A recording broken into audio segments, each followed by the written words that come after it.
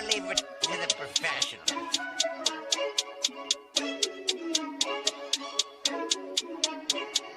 Blessed by Bundy, blah, blah, blah.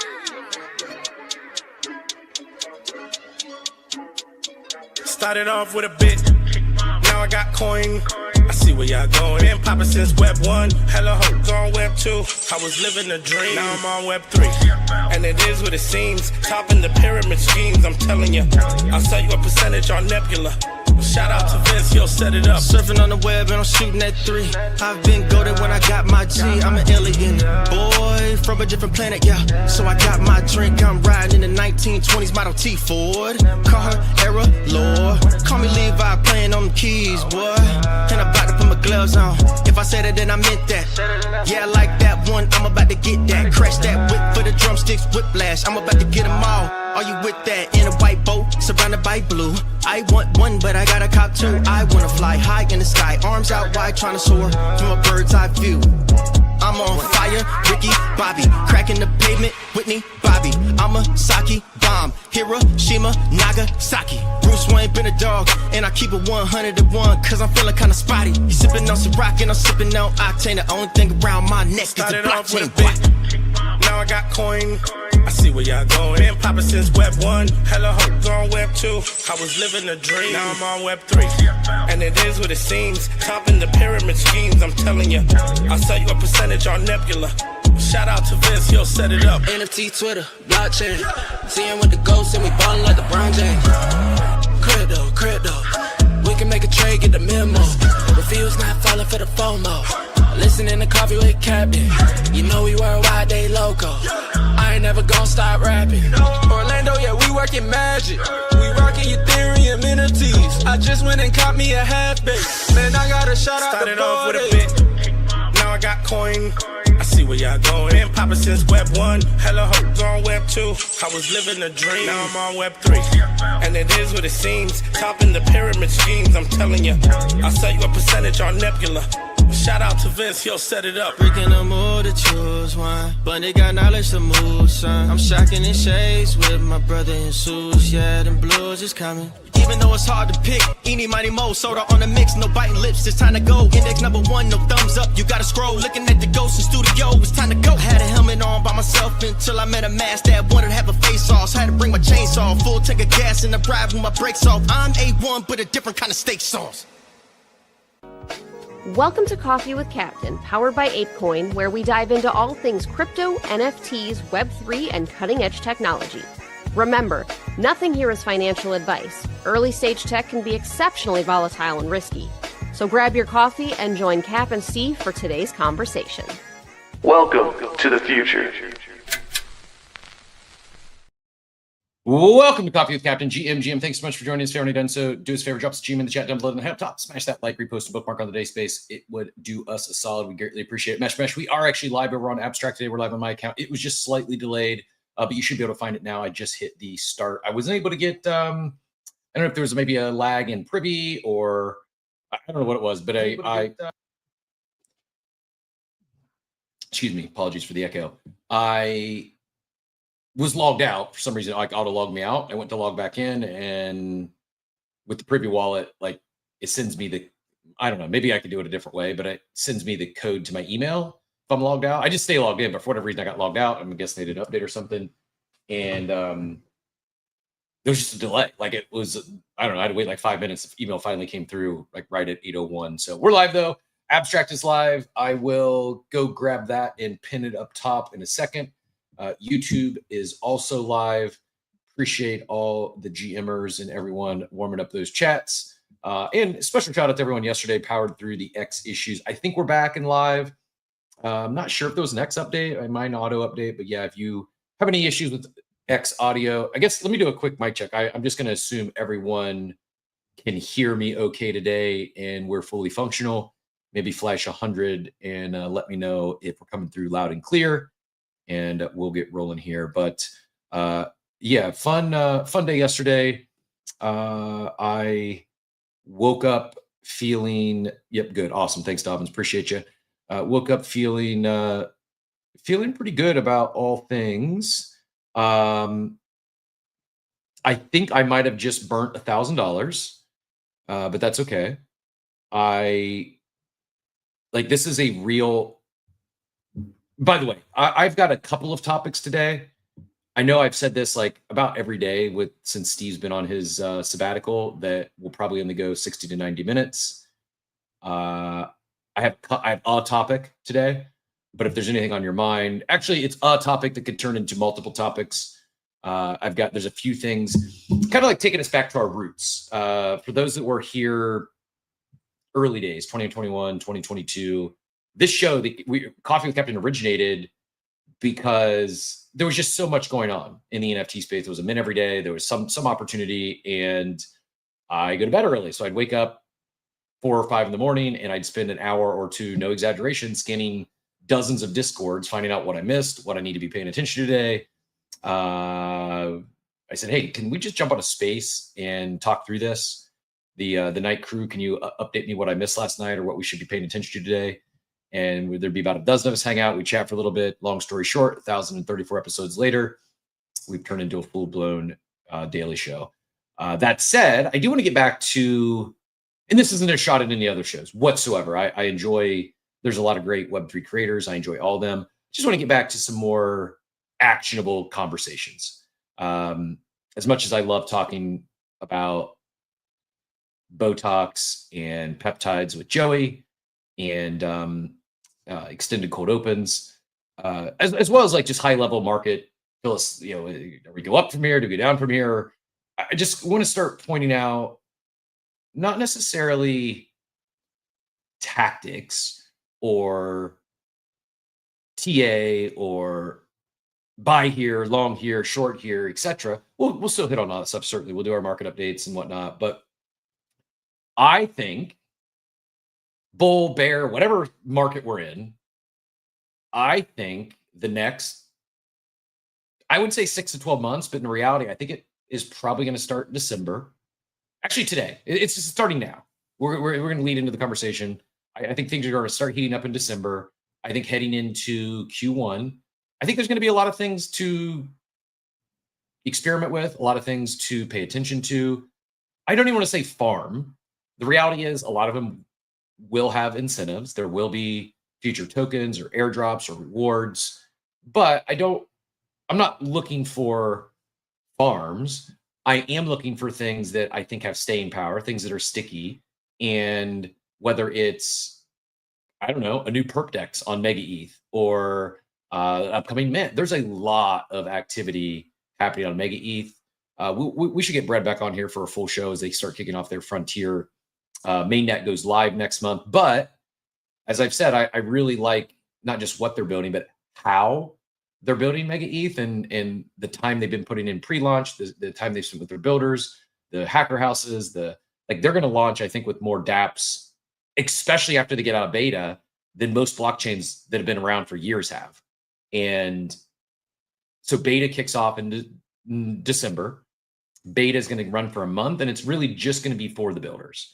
They want the builders to get in, they want their dApps to go live, start playing around, and then the incentives, the rewards, the farm, if you will, is not going to start until January. So month one is just going to be builders. I think that also might be the most advantageous time to explore and participate on MegaEth. Pre-farm. It's going to be less crowded. People aren't going to be farming because there's not going to be token for their activity or their volume or their TVL. And I still think like some of these first mints, some of these first memes, like I think it like all things considered, I don't care if it's beta, the first NFT collect, and I sit and say first, the first NFT collection that catches attention, that has motion on MegaEth, it's going to launch in December, if not prior. And even though there's no farming, fast forward to January when people are, okay, we're out of beta, the actual mainnet's live. Now people are going to start farming it. There's going to be NFT mints then. I just think that it's going to be the early ones that are going to be the ones that everyone wants. Not everyone. There's a lot more that goes into it. But if we're just purely talking provenance and being early, I want to get in pre-farm. So anyways, that's one of the things we'll talk about today is some of the things happening. There's some whitelists available for like Fluffle holders and others. But I just want to get back to kind of our roots here on Coffee with Captain and talk actionable conversations, like what we should be paying attention to. Never any financial advice, as always. I probably should have got my disclaimer out there. I'm Cap, co-hostless today, but as always, never any financial advice in this year. Crypto is risky, NFTs risky, meme coins except risky. Go to zero moments notice. Please don't put any money you can't afford to lose. Know that I hold tokens we'll talk about from time to time, including I'm in MegaEth as with a Fluffle and the pre-sale, and I'm very biased. So don't take anything, take it all with a grain of salt. I'm not a financial advisor, certainly not your financial advisor. Don't join me for that. Just join us for some fun, some information, and maybe a little bit of education along the way. Now that I got that out of the way, we will talk some MegaEth happening, some things that are coming up.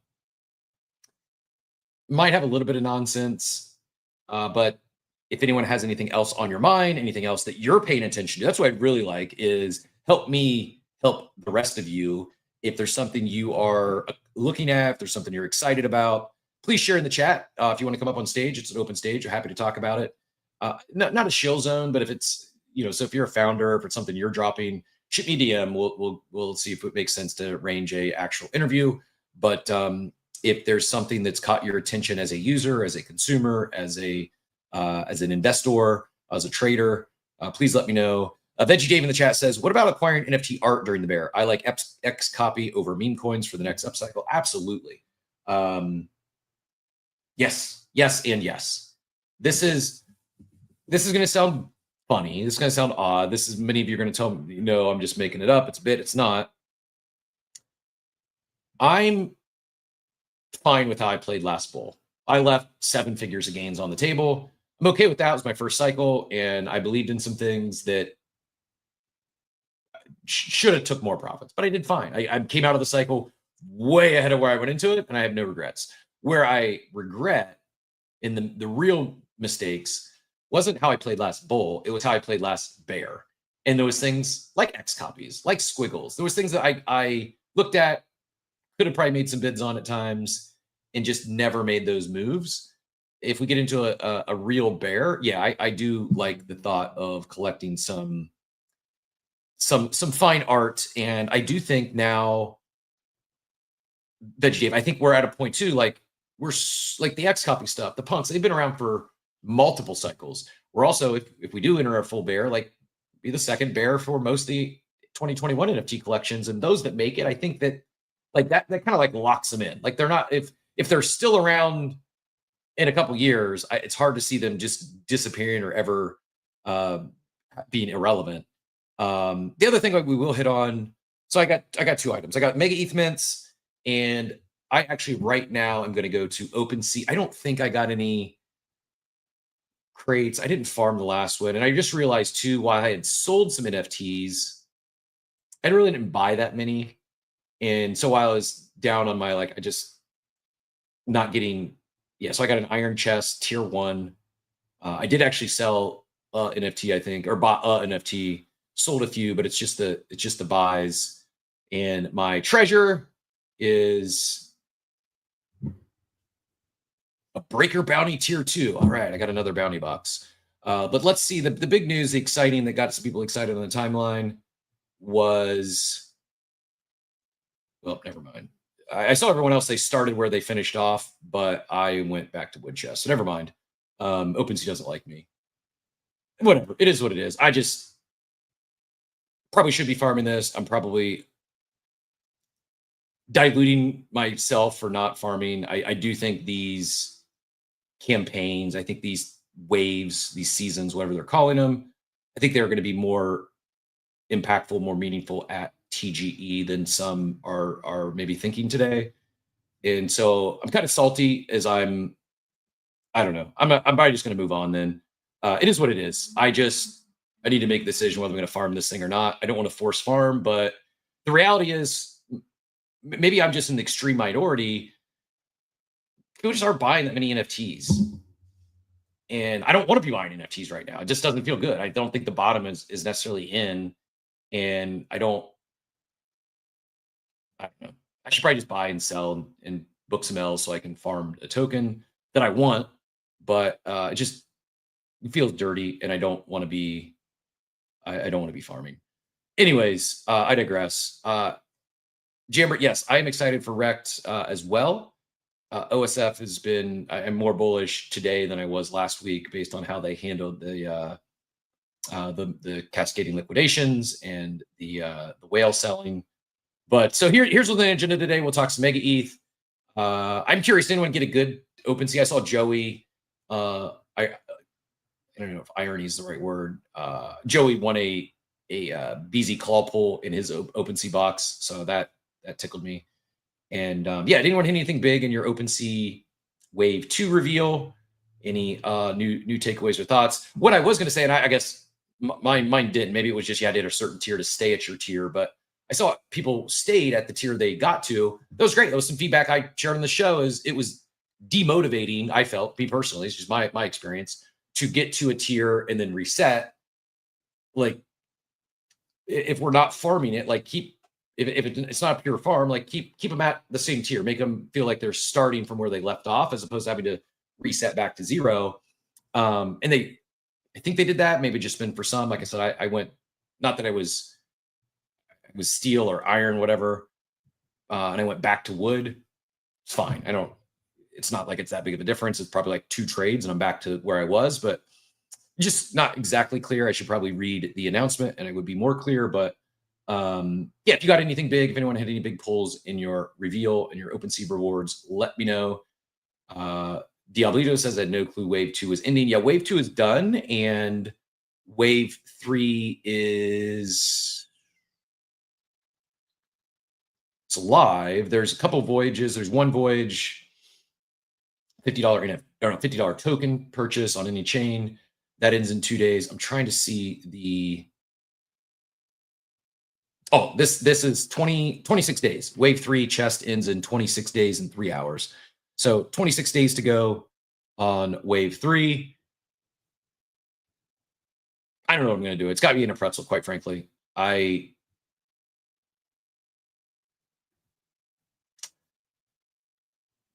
It's like I don't want to do it, but I'm torn because I feel I should be doing it. I feel like I'm losing money every.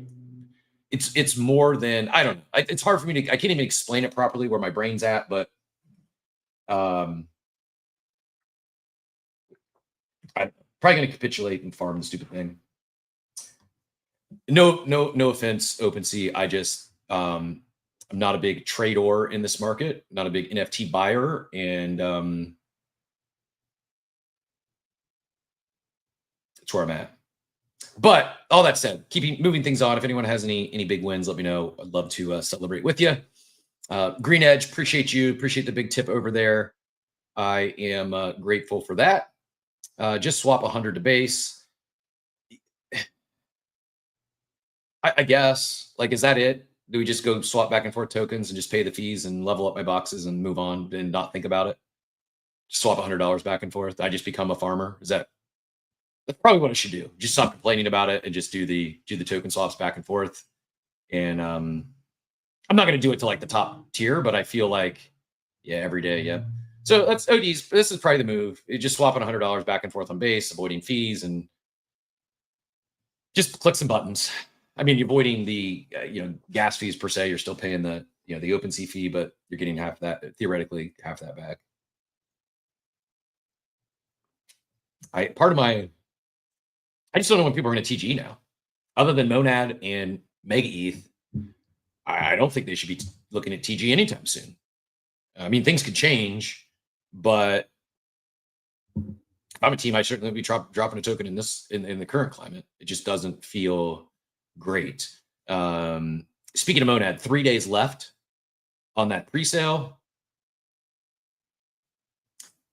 Looks like they are, help me do the math here, 131 million out of the 187 million. That's 70%. So 70% sold. 3 days left. I assume they will sell out, or they'll hit their their cap, maybe slightly oversubscribed. Most of that volume comes in the final day anyways, so I think they'll be fine. Now it's going at a much slower pace than MegaEth. I think I shared here, I am going to, the minimum's $100. I'm putting $100 in there with zero intentions to sell. I'm purely doing it for, I want to have like a good, not even on chain. I want to have a good Coinbase ICO resume, good Coinbase ICO track record, not in terms of volume. I'm only putting $100 in, but I'm going to be 100% holder. So they use language that, I'm trying to find the exact language. I'm not finding it, but basically there was something around that you'll be incentivized, or you'll be, those that hold for at least 30 days will be rewarded, or some way or another, whether it's more allocation in future sales, whether it's maybe exclusive access to future sales.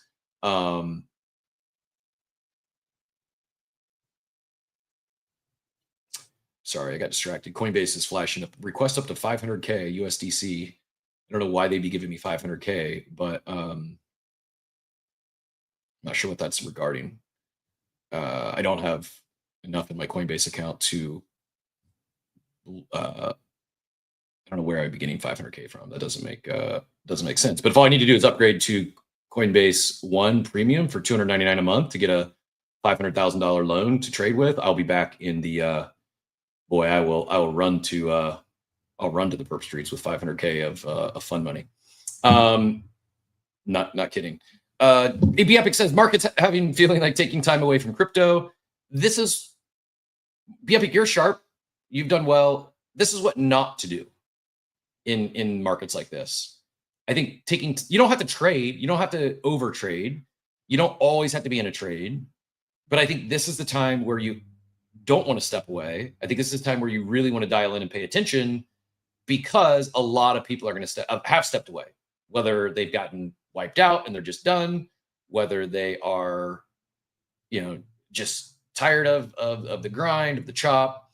I think when there's less participants, less farmers, less traders, less collectors, I think is where you can find those opportunities that people sleep on. I think about Boom, Book of Meme. Wasn't hyped, was kind of slept on, but if you were here, there's people that turned that into 6-7 figure gains. Money does the same thing. Minimum in, build platform reputation for future. This is I just think that's, for $100, I'll throw $100 at it, let it sit there, forget about it, and maybe it benefits me in the future. Also, if they oversubscribe, I'm going to get some of that refunded. So yeah, that's what I'm thinking, is throw the $100 in. I don't want to do more, because if I have more, I'm going to want to sell some. I'm doing it purely for platform reputation. Good way to put it, money.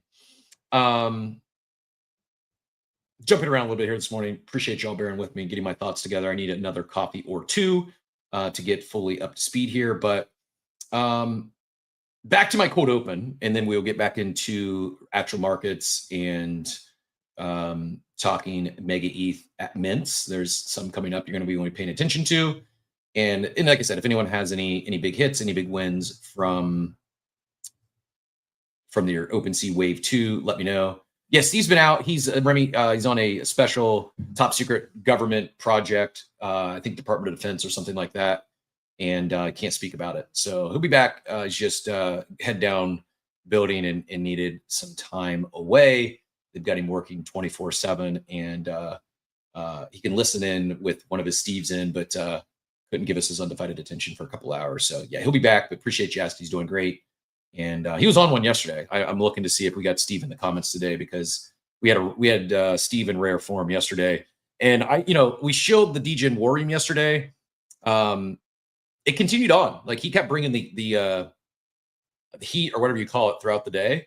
It was a version of Steve we don't get every day. So yeah, if you're not in the War Room, you're missing out. If you miss Steve, just get in the War Room. He's in there chopping it up on a regular basis, despite his Department of Defense contract.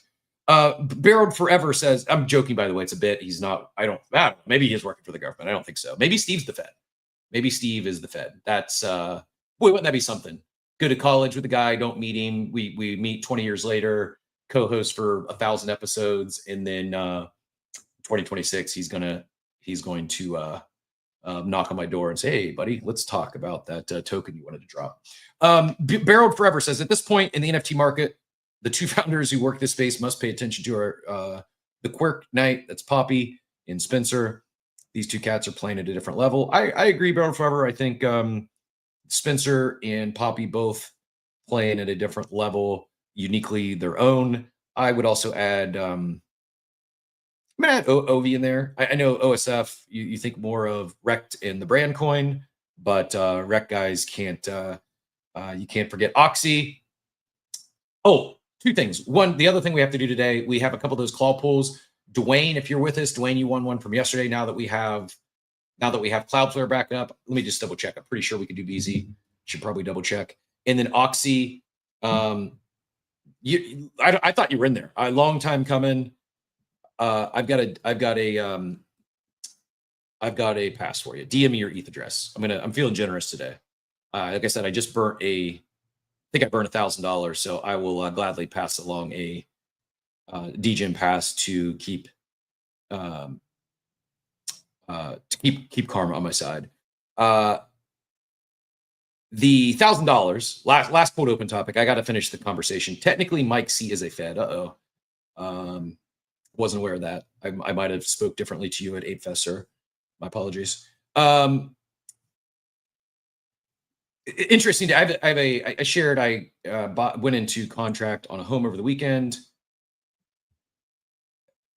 Inspection today, and I am accepting that the inspection is going to be more work, more of a project, more costly than I'm willing to put into the place. I think the math works great now, but if there's a few major things wrong, then I'm just going to walk from the deal. The math will go from looking great, looking like from a slam dunk deal to run fast.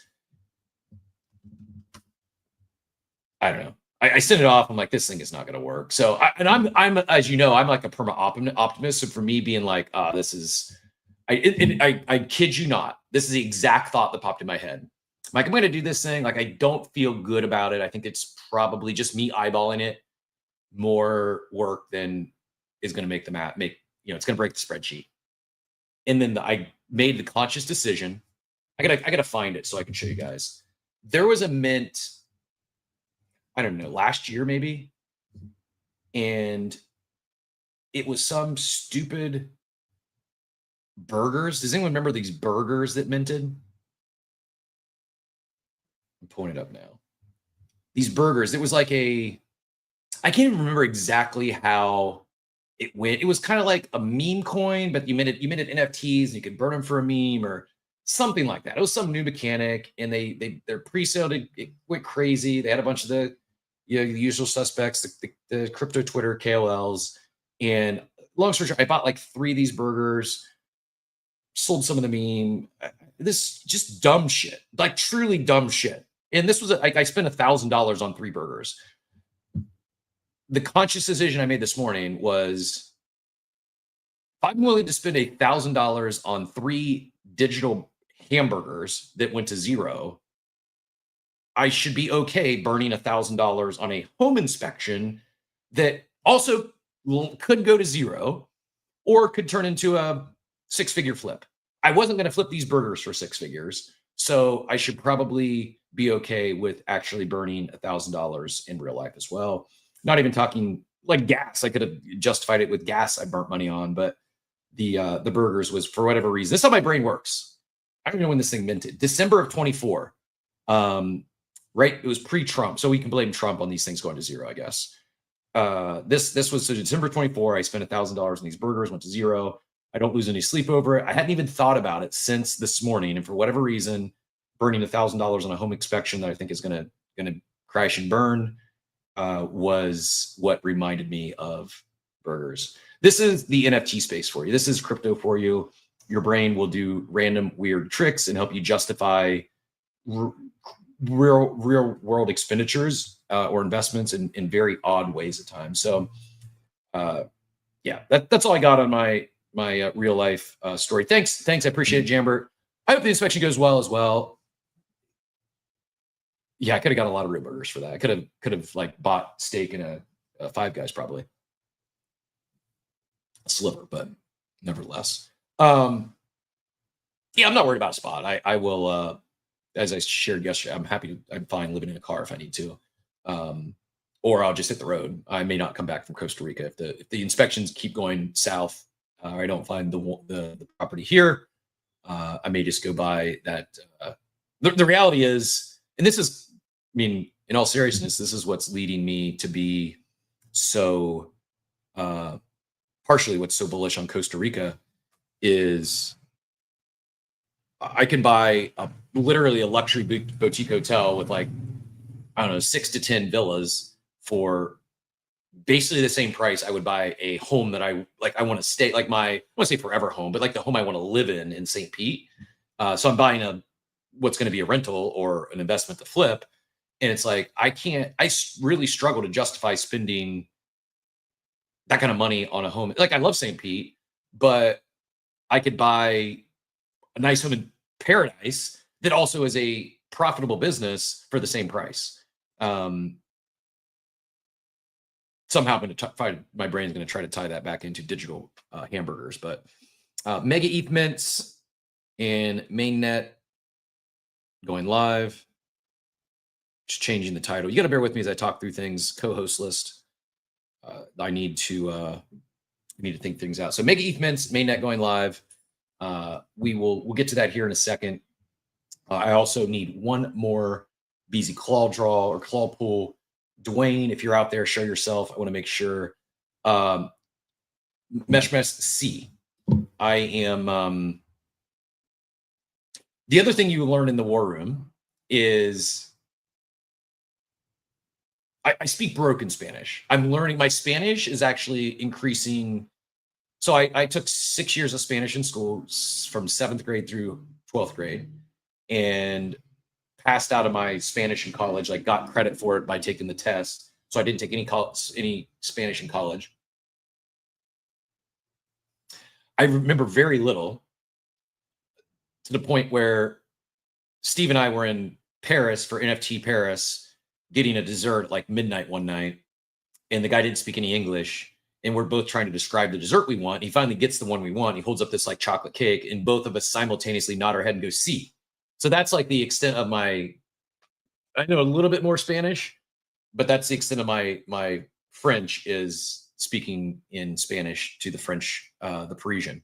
But I'm learning Spanish rapidly again, because that's the other thing you'll learn in the war room is I'm partial to the Latinas, and naturally, you learn by osmosis. You're around it. You get the yeah.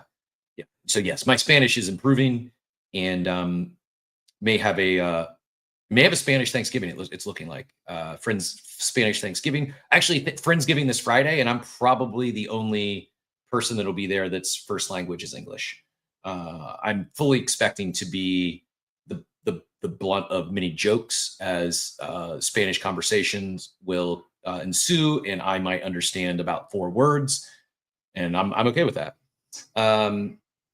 Who isn't partial to Latinas?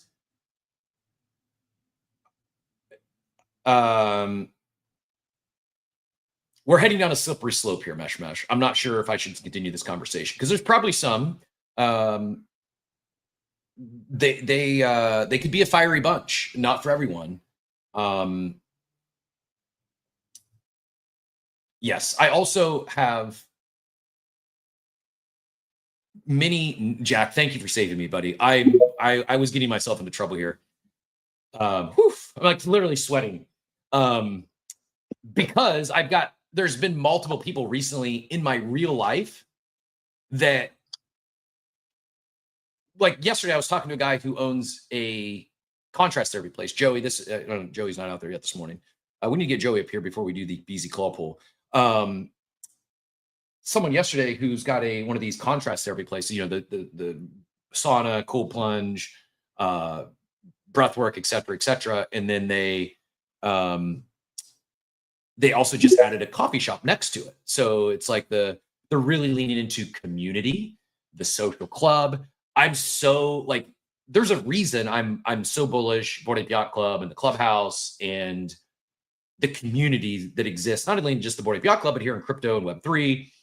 I think this is a big missing part of society at large, is the third home. a place to hang out, a place for community. It's not work, it's not school. Third home is what Starbucks made so popular, and they're still fine. They're actually, by the way, I'm a big fan of Starbucks change their menu. If you haven't seen it, they're getting away from their lattes with 48 grams of sugar, and now you can get healthy protein shakes and stuff it's actually good for you.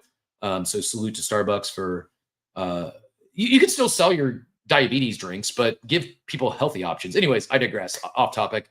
The point being is Starbucks used to be that, a place for community. Now Starbucks, even if people go to meet someone, it's a planned meeting. It's like, oh, I'll meet you at Starbucks. We'll have a one-on-one lunch. We'll chat. We'll have a meeting. People rarely go to Starbucks and socialize.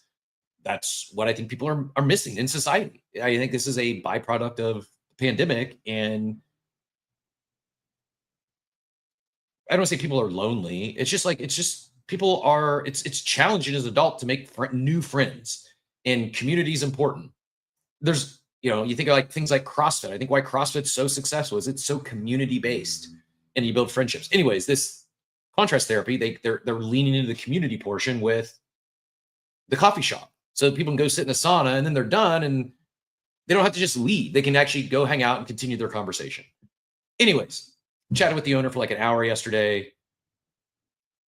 When we did the thing, like, I don't know how it gets brought up, but I host a daily show. It's in tech. He's like, oh, where do you stream? Let me. How do I find it? How do I listen?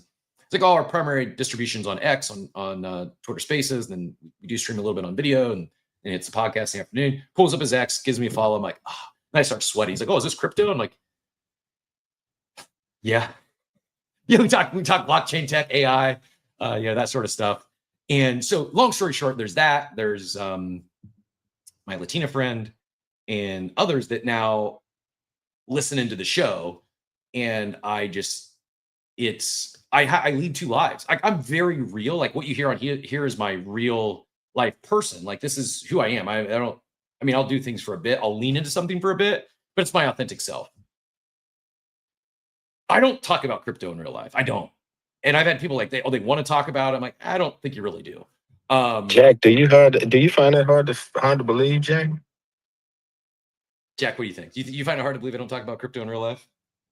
I requested Dub to save you from the Latina talk, Cap. That was the big. I was like, oh my god, if we just keep letting Cap monologue on his own and people keep feeding him cancelable questions, then I'm not going to get to have my morning coffee with Cap anymore. So that's why I came up. I'm not surprised by that. Cap to me is like almost like a big brother I wish I had. He's a very well-rounded human being. He's got a lot of experience in life, and obviously we have got to hang out a couple of times IRL, Cap, and we tend to traverse the world when we talk, and that's also been the same on this show, right? Like I think anybody who is still hosting a daily morning show, even without their co-host right now, Steve, I can see in the audience, love you, brother.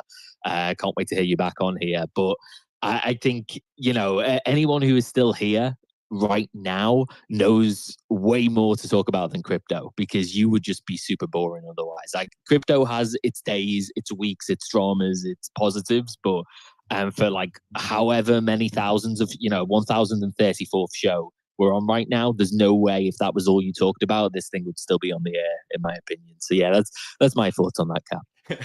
I can double down on that too, bro. Your character and your candor is definitely a plus to this space. It's a life hack. If you don't have that kind of diversity, if you don't have that kind of repertoire of just conversation and experience in life, you're not going to make it. You are NGMI, but definitely you got it. So yeah, we up here to celebrate you and help you out with whatever you need, bro. I appreciate you both, and thank you for saving me. Joey, I see your comment in the war room. I don't see you in the space at all. Let me give, I'll toss these guys, if you don't, no obligation, you don't have to take it, but I'm going to toss these guys co-hosts, see if they can see you. I don't see you at all. Yeah, X is rugging you. Maybe do the lap, maybe make sure you're on the most recent version of X, maybe update your app if you need to. But yeah, I don't see you out there anywhere. You're welcome to join us, but yeah, I don't. I see a lot of my favorite people out here. Joey, unfortunately, I don't see you yet, brother. Jeremy knows. I see Gary here. I see Dobbins, Maria, Odeka. Yeah, all the OGs except for Joey. So yeah, Joey, give us the wave. Yeah. I'm going to say this: no one go look at what account I just followed, and I'm just going to say, Wally, salute you, but don't.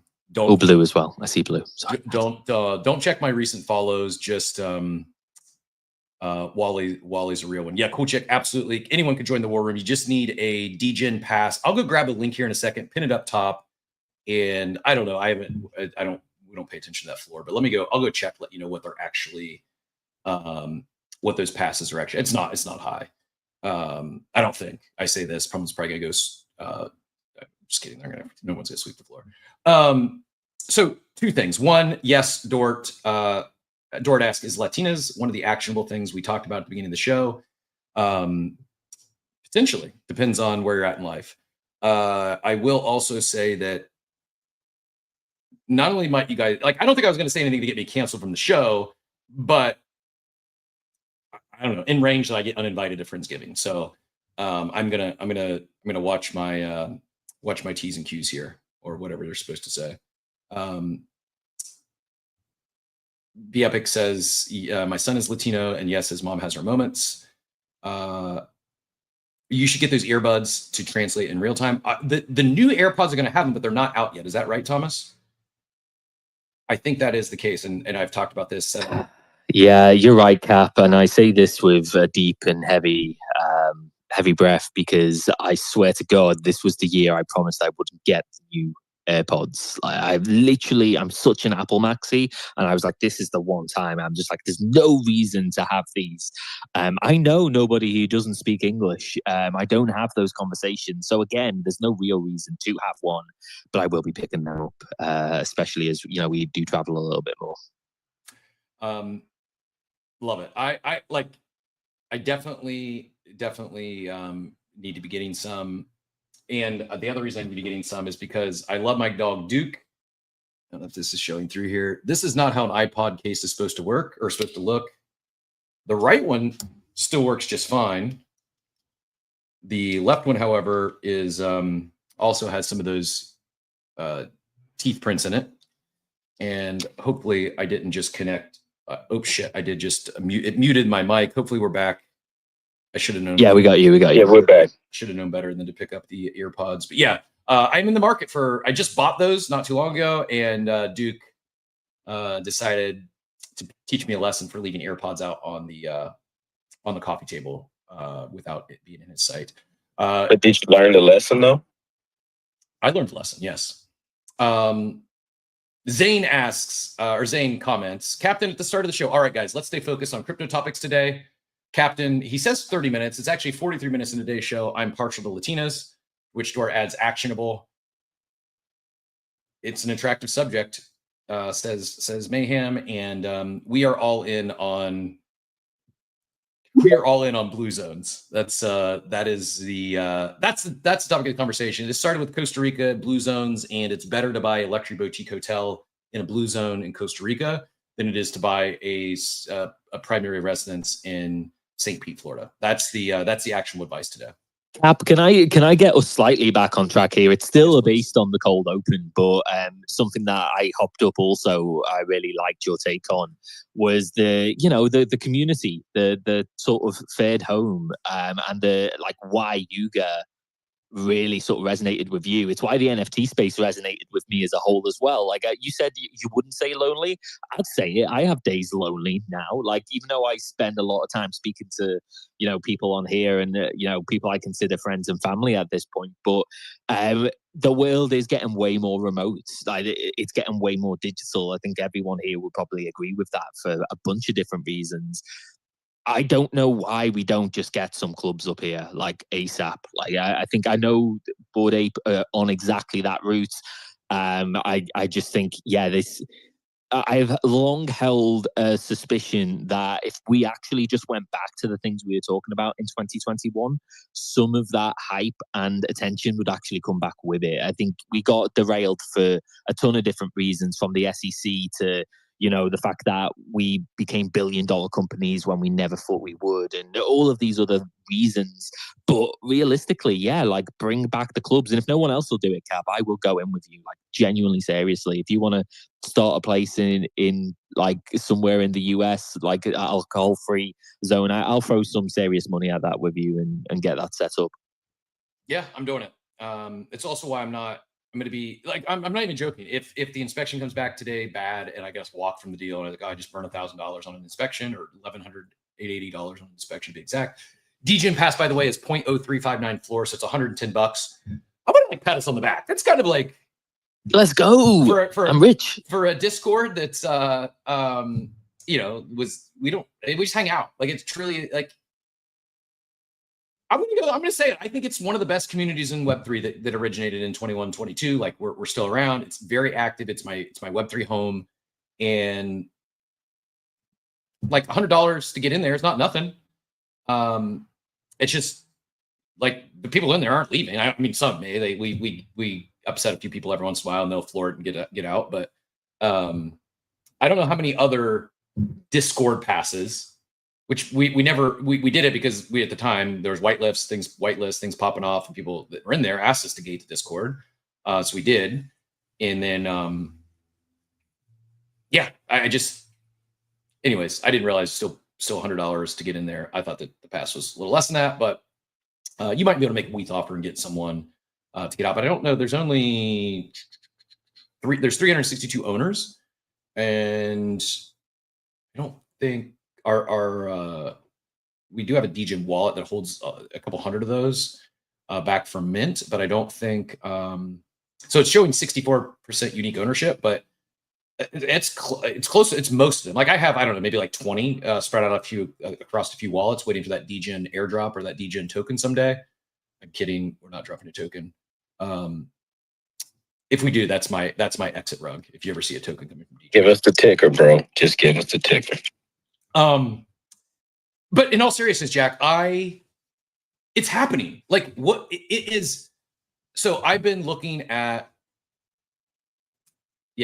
Cool Chick has a whole entire business plan, wrote an opening a resort, OC talking about, some alien bean coffee. I have been looking for my next retail concept for a while. There's a few. Can I shill one of my ideas that's coming to fruition in Liverpool? Yeah, let me share. Absolutely, we'll go right back to you. There's really a couple concepts I've been looking at, but every single one of them, the Venn diagram where they overlap, and what really is driving my excitement or my interest in their respective industries is the community element, is the social club element, is they're all thriving. And I believe the reason they're thriving, the reason they're booming industries, is because they're delivering on this missing social piece, this missing element of the third home. People are hanging out, they're building friends. That's not a bar, right? That's like, if you think about it, most people, hey, where do you hang out and meet people that you don't? Where do you meet strangers today? Most people probably answer as a bar, a nightclub, maybe. And I don't drink. There's more and more people that are choosing not to drink, but especially the younger generation, they don't drink like our generation did. They're not going out to bars like our generation did. And they're many of them are much more health conscious. So whether they're going to a contrast therapy and sitting in a sauna and meeting friends there, or they're going to a kava bar to get their work done, or hang out at night, like the Venn diagram, the overlap on all these retail concepts I'm excited in and interested in is the overlap of community. Because you can't replace that with robots. You can't buy that on Amazon. I am a firm believer that most retail is dying. The retail that's going to not just survive, but thrive is experiential retail, especially experiential retail that leans into community. And it's happening. It's not just me saying this. You can go look at any of these industries. They're all billion-dollar industries that are relatively new, and their CAGR's like 10 to 20% over the next 5 years. Compound annual growth rate. They're all going like up only is their trajectory in terms of their growth. And I believe the reason being is not the product, it's not the services, it's their creating a culture, creating an environment that helps people connect with other people. Hard stop. Jack, what's your? I'm gonna go refill my coffee and maybe a mobile stream drop. I can hear you. I'll turn the pods up, but if you and if I'll mute my camera, and when I get back, I'll unmute it. But yeah, feel free to share what you're looking at in Liverpool. Yeah, basically based on Cap's whole idea that we've talked about. I think on the last show that I came up on, we talked about it. I was like, I don't know how many of these exist in Liverpool right now, but it tends to be pretty forefront on this. Not to glaze Liverpool. Like there's tons of stuff wrong with Liverpool as well, but it is just fundamentally a lot cheaper to get real estate there than it is in like your Londons and your Manchesters, at least right now. So you tend to get like people trying to prove a concept that could work in the UK over in Liverpool, which is very, very good for you. You get the best restaurants all over Europe. You get some of the best chefs pop it in there and say, hey, can we actually make this work with the higher real estate costs and rent, etc. And they all come to Liverpool first. So I was like, oh, maybe since this is my home, I should take advantage of this. So I'm in genuinely very serious talks with the company that my dad founded, who I recently lost. I shared something on the on X with that. I don't want to get into it though. This is not a feel sorry for Jack segment, but there's basically this property that's left, and it's semi-charity based, but essentially there's a lot of freedom to do what we want with that. So I was like, why not like try and get a social area set up and actually, let's try and figure out if there is an appetite in Liverpool. It's in the city centre. It's got some really cool history to it. So let's see if there's that appetite in Liverpool for a non-alcoholic scene. It's really near the student side as well. And I know students aren't drinking as heavily anymore. So I think there's definitely some like foot traffic. So that's what I'm gonna do. I'm gonna like, obviously it's got to get like director approval, of which I'm only one out of 6 to get this done. But that's the concept, and it's the heritage is pretty cool. It was actually where John Lennon got married to his first wife, and where his parents got married as well. So that's the spot we have. So it's a big spot as well. So it won't just be that. I'm thinking maybe this is actually my cousin's idea. We probably will turn it into some studio as well. You've got to have some sort of music inspo there. So I'm hoping it'll be a co-working spot, alcohol-free spot. There's a lot going into it, but also a studio where we can film podcasts, where people can come and try their music, obviously all free. And just maybe turn Liverpool into a little entertainment hub, a little new gen creator hub, with this big huge bar at the bottom of it where John Lennon got married. I love it, dude. And I actually had no idea John Lennon had a first wife and a child with that wife. I just became aware of that today. I learned Cynthia Lennon. They married in 62, divorced in 68. They had one son together, Julian. I did not realize. I always just assumed Julian. I knew of Julian. I knew the name, but I always assumed it was from Yoko Ono. I did not know it was a first wife involved there. So very cool. I love the concept. I love the idea. And whether, like you mentioned, co-working space, that was another concept that's recently taken off. And I know like maybe that has a negative connotation for some people just because WeWork blew up and their bubble burst. They made bad decisions, poor decisions, and not going down that rabbit hole or that rant, but they the concept certainly resonated. It certainly worked, and people, it's still I won't say booming, but it's still a industry that's a thing, right? People still enjoy the co-working spaces.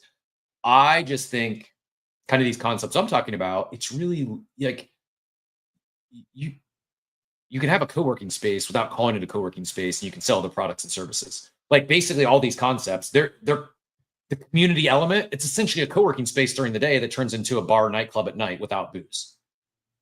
At both the contrast therapy place, their coffee house, at the kava bars, there's a kava bar, I don't know, like a block away from me. If I go there after the show, 10:30, there'll be, no joke, 25 people in there sitting on their laptops doing work. Some of them are going to be chatting with each other, hanging out. Just everyone loves Duke. They're like giving, like people bring in their own dog treats to give the Duke. Like it's that sort of community type vibes. And I never even stay there. I'll walk in, maybe grab a tea or something and walk out. But it's always popping and so that's at like from 8 a.m. to probably 4 p.m. It's the coffee shop, the co-working vibes. And then from probably 4 p.m. till 2 in the morning, it's more open mic or trivia night, or it's like your bar slash, not necessarily nightclub, your bar lounge type environment with some sort of event or some sort of activity most nights, and people just hanging out, chatting. Like, you can do that, have a co-working space that's more than a co-working space.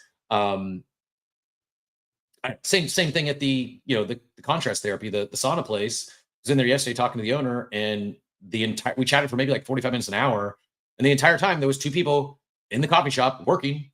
That was their I don't want to say the replacement of Starbucks, but I think that's I guess where I'm netting out of this. I think that the coffee shop, the WeWork environments, I think that space of communal space to meet new people, to make friends, to get work done, to hang out, I think it's prime for disruption.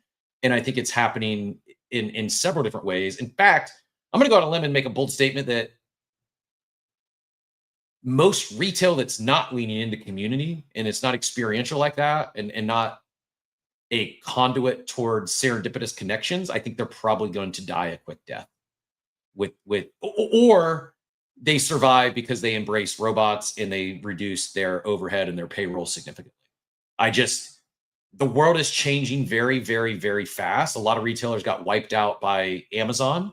I don't think all the retailers are understanding how much AI and in particular robots are going to change their business models. And if I'm in a retail business right now, I'm certainly finding a way. How do I lean into community? How can I build a sticky clientele, a loyal customer base that is coming back day in and day out and spending time here, even if they can buy the product or services online or their gym or their home cheaper than I'm selling them here. Jack, this is a fun conversation. We will talk MegaEth. I promise there's a MegaEth mint that will be actionable. You should be paying attention to. But we're gonna chat a little more about Cap's. This might be a new segment. What's Cap gonna do next? Cap's next business venture. Is he gonna be homeless? Is he gonna buy a house? Is he gonna buy a luxury boutique hotel? Is he going to help scale a kava bar business? Is he going to get into the contrast therapy business? By the way, John, if you're listening in, John, who I met yesterday, salute. I appreciate you tuning in if you're actually here. I hope I don't say anything that's going to scare any of you all off, because I really, truly enjoyed the conversation. And as I said, I'm not the, I do need to, Von Frutton will go to you, and then we'll go back to Jack. I will say this. I need help with my elevator pitch. I've never struggled with an elevator pitch in my life in terms of like what I do or what I'm building. I've like honed it if I'm especially raising funds or something. But when it comes to what I do with Coffee with Captain, I'm just going to keep, it's like embarrassing. It's become kind of like, because so many people's perceptions of crypto and NFTs, for as much as tailwinds as we have now,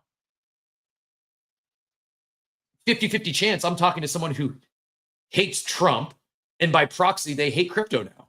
Like, I feel more shy talking about crypto in 2025 than I did in 2021, 2022, when things were very different. I'm struggling reconciling my brain around that. I just don't talk about it. I don't want, and I've also heard horror stories about like crypto bros on dating apps, and like they go on a date and all they talk about is XRP and trying to convince their date to buy Bitcoin. Like, that is not me. I'm not looking for exit liquidity if I'm having a conversation Latina with a Latina. Or I thought that was just folklore. It's not folklore, man. It is. I've heard. I don't think they're making it up. Like, if that's like you're doing it wrong. Not only you're not gonna get them to buy your crypto bags, they're probably never gonna talk to you again, bro. Like, it's just like, I don't know what you're thinking, but your date doesn't want to hear about your thoughts on the market or your positions on Hyperliquid. Von Frutton, GM, sir, how's the quarter zip business doing? It is going well. It is going well. I think we're in the early days of the meme. Let's hope it keeps up. I have been. This is what I'm going to buy. This will be my OpenSea farm today. I'm going to go buy quarter zip on OpenSea. This will be my $50 token purchase. What is the? There you someone go. Give me the CA. Crocs, if you're up, I need the quarter zip CA. It's somewhere in the war room. I forget where. I may go back and pick some up as well. I actually haven't picked up any of the token yet. No, I have been in quarter DMs. zip from me. I've been in the DMs shilling quarter zipfluencers as they were on Vaga. So we'll see where that goes. No. So first, Cap, your elevator pitch, dude. You're overcomplicating it. You host a daily show where you talk about tech. Leave it at that. You've talked about entrepreneurship. You've talked about AI. You've talked about Web3. You've talked about blockchain. You just talk about tech. So that's leave it at that. That's don't need to dive into it. I say that, and then they find my X profile, and they see that I LARP as an internet a JPEG monkey, and then it leads to the follow up. So then how do I take the conversation? And then say it started as a crypto native or crypto based show back in 2021. We've evolved since then. We cover a number of topics. So, and again, look, I don't talk crypto in real life. And to be honest, people will bring up crypto to me, and I will downplay my role in it. Not because I'm embarrassed or anything. It's just I don't know. There's things I like to talk about in real life, and there's things I don't, right? I look at this as kind of a place of where I work, and I've never been the guy to talk about work in real life. Even with my family, my parents was hey, how's work going? I was that's fine. Let's go talk about sports or other stuff. That's my weird aversion of talking about this kind of stuff. So, but no, just be we talk you're not necessarily talking about I know we do, but you don't need to lean into talking about. I'm looking at what JPEGs to buy that are going to moon tomorrow. Okay, that might be weird. But no, think about what you talk about. You talk about companies that are launching with innovative new technology. You talk about entrepreneurship. You talk about, customer engagement models and how people are, attracting and retaining business. You talk about exit strategies. Dude, you host a legitimate technology-focused business show for 1,034 straight weekdays, and stop leading with X. I would, for the sake of Payne's sanity, lead with the podcast and YouTube, for the love of God. But no, you are you're underselling yourself if you just say yeah, we talk about NFTs. That is maybe where you started. That is one thing you talk about. You talk about so much more. I don't even know if I've ever mentioned the word or the acronym NFTs. I don't think I've said I talk about NFTs. I lead with tech, blockchain. If I say crypto, it's even blockchain tech. And so that's how I explain it. You're right. I should just lean into it. It's I shouldn't feel away. I just it is what it is. One per day. I appreciate you jumping up. I'm getting the spinny circle. You may need to take a lap. There you go. Yeah, take a lap. Come back and try to rejoin us. X is still being a little bit buggy, but we'll do our best to get you back up here. Von, go ahead and get back in here, and we'll go to Jack. Yeah. So actually, I didn't hop up to talk to you about your elevator pitch, but that came up, so I wanted to jump in. No. So here's the genuine question, right? So look, I am naturally introverted. I don't go to all places. I'm driving to the gym right now, of all places. So I do get out of the house, but I'm curious, right? Because I remember, back when, I was 2 startups ago, when I was trying to get one off the ground. Co-working was just coming into place, and there were some local ones around where I live that I joined, right? And it was all the traditional oh, hey, we're gonna go there and we'll have coffee, we'll have beer, we'll have events, and it'll be a place to meet. And it was fine, but it was across town, and it really wasn't convenient for me, and it just kind of died out. I paid my 1-year membership, I didn't renew, and that was it. And I see, I've seen iterations of what are the things? Is it the coffee shop? Is that the third place? Is it there's a time where there was a frozen yogurt stand on, every single, corner that you would go and make your own frozen yogurt. Hot and cold therapy seems to be kind of the fad of the moment right now. So here's my genuine question. And Cap, you've forgotten more about retail than I know. So I'm kind of curious. Is it better to pick one thing, right? In startups, they talk about find the niche and then find the niche within the niche and solve that very specific problem and then expand. So is it better to go find that one thing? Maybe it's red light therapy. Maybe it's a kava bar. Maybe it's I don't know what, right? Or is it better to actually give people multiple reasons to go to a place? If I think about if I'm not going to go hang out at the sauna place, right? That's a lot. That's an expense to go for one singular purpose, and it's a lot of time to go for one singular purpose. Now, my gym that I go to work out, that I go to play basketball with my son, that I go to for my kids' swim lessons, also has a sauna. And so it's kind of like, cool, great. Like I'll pay for that because I'm getting a lot of use out of this one facility that has multiple purposes for me, right? Yep. Now that those multiple purposes are all fitness related, fantastic. So just kind of curious on your thoughts on that of like, so what is the right balance, right? You can't be a jack of all trades, master of none. Yes. But I feel like if you go hyper specific, then boy, you really got to hit the timing right on that one to get some traction. So I wholeheartedly agree. You do need to focus on your core. You need to focus on, like, I would encourage everyone, if you've never read the book Good to Great by Jim Collins, you should, if you're building a business, you should read 2 books. You should read The E-Myth Revisited by Michael Gerber. Everyone should read that. If you're even interested in becoming an entrepreneur, you should go read The E-Myth Revisited. I've done hundreds of franchisee sales trainings. So I've done trainings for small, medium business owners, not exaggeration, literally hundreds of them. The best feedback I ever got on all of them, like I would close a week-long training with this sort of stuff. And the 2 books that I got the best feedback on that people would tell me it like changed their lives was The E-Myth Revisited. That was the main one. Good to Great, only because it talked about what you referenced, like focus on what you can be the best in the world at. But The E-Myth Revisited is one that everyone should read. On focus on what you can be the best in the world at, yes, and I think there is it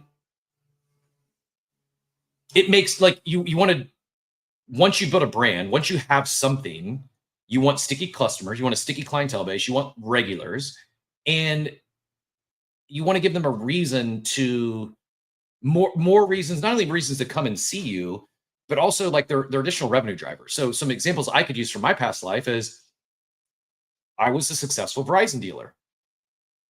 My average ticket per box being every time we sold a phone, my average ticket was $174 of gross profit. A lot of my peers would average $75 to $100 of gross profit. How do you think we did that? We didn't sell phones for more. Any guesses, Von Front, how we were selling tickets on average about $100 more than most of my peers? Sorry, I was getting to the gym here. I do not know. I'm gonna have to kick down to listening here, but I do not know. We sold more than just phones.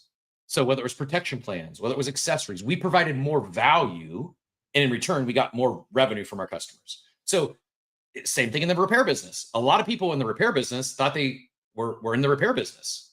And the first thing I would tell our franchisees is, I'd ask them, who here bought a phone repair franchise? And if someone raised their hand, I'm like, I'm sorry, the sales rep must have misled you, because your business will fix phones, but that's only part of what you do. That's the service component. That's the installation that protects you against Bezos and the e-commerce giants. That service component is what is your moat. That's what differentiates you from the online world. That's your experiential retail, is the service component. But if you want to go from like an okay lifestyle business, or maybe paying the bills, maybe making a little bit of money on repair, to actually making, building $1 million retail business, you got to do more than just fix phones. You need to be selling accessories. Everyone that comes to your store to get a screen fixed, at minimum, they should leave with a screen protector in addition to that. It's the easiest sell ever. They just broke their screen. You don't want to see them again unless it's to get a lifetime warranty on their screen protector. Bundle it with some cases. Sell pre-owned devices. So we had like the average, just as like my average box as a Verizon dealer was about $100 more than some of my peers.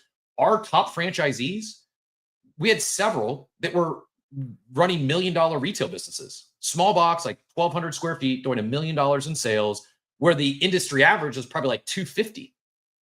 They weren't doing $1 million worth of repairs. They were selling phones. Believe it or not, we'd have people that push back. Oh, I don't want to sell pre-owned phones. Why not? It makes sense. It's adjacent. It's complementary to what you're offering. So I'd say if the other stuff is complementary, it makes sense. If it's completely out of left field, probably not. I don't know the exact answer when it comes to this stuff, but to your point, I thought the same thing. I've never went to one of these contrast therapies places a paying customer. Why? Because I go to a big box gym that has a sauna, and I pay $20 a month, and I can sit in the sauna every day. The price point on these contrast therapies with the sauna, the cool, it's much more expensive on a monthly basis, to where I haven't been able to justify it thus point, because again, I have the sauna, and I'm not into cold plunges, so it's fine for me. Where I could justify it if now all of a sudden it became not just a place to sit in the sauna and get cold plunge, but it was my networking hub, if it was a social club where if I just meet one person a month that is impactful to my life, that's worth $200 a month. Seriously. For what I do, whether it's buying a real estate property or a luxury hotel in Costa Rica or a boutique hotel, not that world yet, but a scaling a kava business or I'm a networker. I like meeting people. I would much rather meet people in a place like that where I know that I have other things in common with than I would go to like a chamber of commerce meeting or a BNI meeting who people are there only because they want to sell me something. The people at the sauna place, they don't want to sell me something. They're health minded. They're health conscious. We have things in common. You could deduce from that, we might also have business ideas in common or potentially be like-minded in other areas than just health and fitness. I don't know if that answers your question fully. I hope you enjoy the gym and the sauna this morning, but yeah, I'm not going to claim to know the exact answer, the exact model. Candidly, it's part of what I'm struggling with. And maybe you can pull off the same concept. I actually said yesterday to John's like, this coffee shop's awesome. I told him, I think this is what a lot of the contrast therapy places are missing. They don't have the community element. All they have is their product and services. And then it's going to be, you're going to have competition come into markets, which St. Pete is one of them. There's probably a dozen of these places already in St. Pete alone. And so then all it takes is one or two of them to race to the bottom in terms of pricing. And now all of a sudden, no one's making money because they're all competing on price for a commodity. That doesn't work very well in business. But if you have something unique, something special, if I'm going to this place and I'd go there not because of their saunas are great, that's just part of it. But it's also, I've got friends there. It's my community, my local community. I'm much more likely to keep going, much less likely to cancel my membership. Jack, thoughts on that? Yeah, I'm so with you on that. I struggle with that boundary as well in terms of, what is too much. If I find it interesting, I can connect a dot. I think that's the worst thing about me, is that, I can very quickly go from, hey, maybe no non-alcoholic free spot would be nice to, hey, I should probably open up a full coffee shop to, hey, yeah, there should be a sauna and ice bath in this thing and maybe just a full gym. And if there's a full gym, maybe there should be a Pilates studio in there. And all of a sudden, next minute, I've got like a multi-million-dollar wellness spa built with a studio connected to it in some weird shape, way, or form, and they all sort of made sense to me at the time, and now they couldn't be more abstract. So yeah, there's definitely a line to cross, but I love what you've said. I think the thing you said earlier that made me put my hand up was around you either go down this route of community or you go down this route of basically cutting costs aggressively through AI, robots, or whatever. It's a weird one. I'm big on AI. Like I obviously I think it's a huge driver for this space as well now. But did you see the article from the Big Short guy, the Michael Berry, like the main hedge fund guy who was sort of the central focus point of the film, The Big Short, about the financial crisis? Have you seen this yet? I just that he's closing his fund. Is that what you're talking to? So yes, but then he's got a big bet against Nvidia and another big company around the GPU and AI space, and basically saying that it's nowhere near where we think it is when we talk about robots and AI. Like it's just not as it's not going to grow at the speed that we all imagine. People are saying 2027 you'll have general intelligence, and that basically at that point, AI can think like every human on the planet all at once, and you really see some rapid growth from that. You've got like experts in AI from Meta saying that these chatbots and these open AI sources, they're just nowhere near as sort of industry defining or disrupting as we are giving them credit for right now. And I think they got I think he did really well on a short, ironically, on Nvidia. And I think the other company was Palantir, who were basically, I think they were quoted as to be valued at 500 times their current profit annually. So it's just he's seen a bubble in that industry that we all think is basically going to change the world in a couple of years. Yeah, like I get it. I mean, it feels bubblish to me as well. I think it can be bubblish and change the world at the same time. I think it can, and I think it absolutely will change the world. But I also think that not all the current AI companies, even leaders, are going to make it. I think many will fail, and yeah, I just. It's just another .com era, basically. Yeah, you know, yep, you will exactly. get an Amazon exactly from this group, but you will also get a pets.com 100%. and all the others. 100%. Amazon, no pun intended. Spicy Saucier, shout out, respect to you, says, not gonna lie, tried to onboard my date last night. I'm gonna get myself in trouble here because this is not meant as a sexist comment whatsoever. I think you're in the clear. Like I find that hot. If I'm on a date and someone starts trying to pitch me their bags, I might get down on a knee. If someone tries to start talking crypto to me when I'm on a date, like it might be over. I might be off the market forever. That's because we're biased, bro. Of course we're gonna shed a tear and all that and sniff. Yeah, that's what we're gonna do, of course. But you know, the normies, it's a little different. So I get where they come from. Actually, my assumption would be they were a internet sleuth, and my assumption would be they were like it was a bit. My assumption would be like this was their way, like they found out what I do, what I talk about for a living pre-date, and then they tried to like win me over, and this was their way of my assumption would be they were pretending to be into crypto. And but yeah, if I'm not even joking, if I'm on a date and someone brings up MegaEth,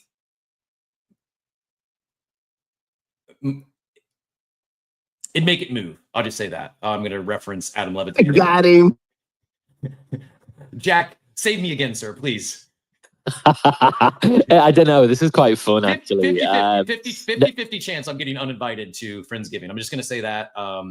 And yes, Von Frutton, it's not an ex-listener. New listeners are going like Spotify, maybe some YouTube. But yeah, Jack, please. I'm actually looking forward to Friendsgiving, so please help me out. Yeah, look, I'm with you on a lot of this. I think there will be a hidden cam somewhere, and you probably are on like a CryptoPunked special. So yeah, maybe don't get down one knee like during that moment. Just give it 24 hours, and if they're still talking to you about it, then hopefully there's not a camera on you.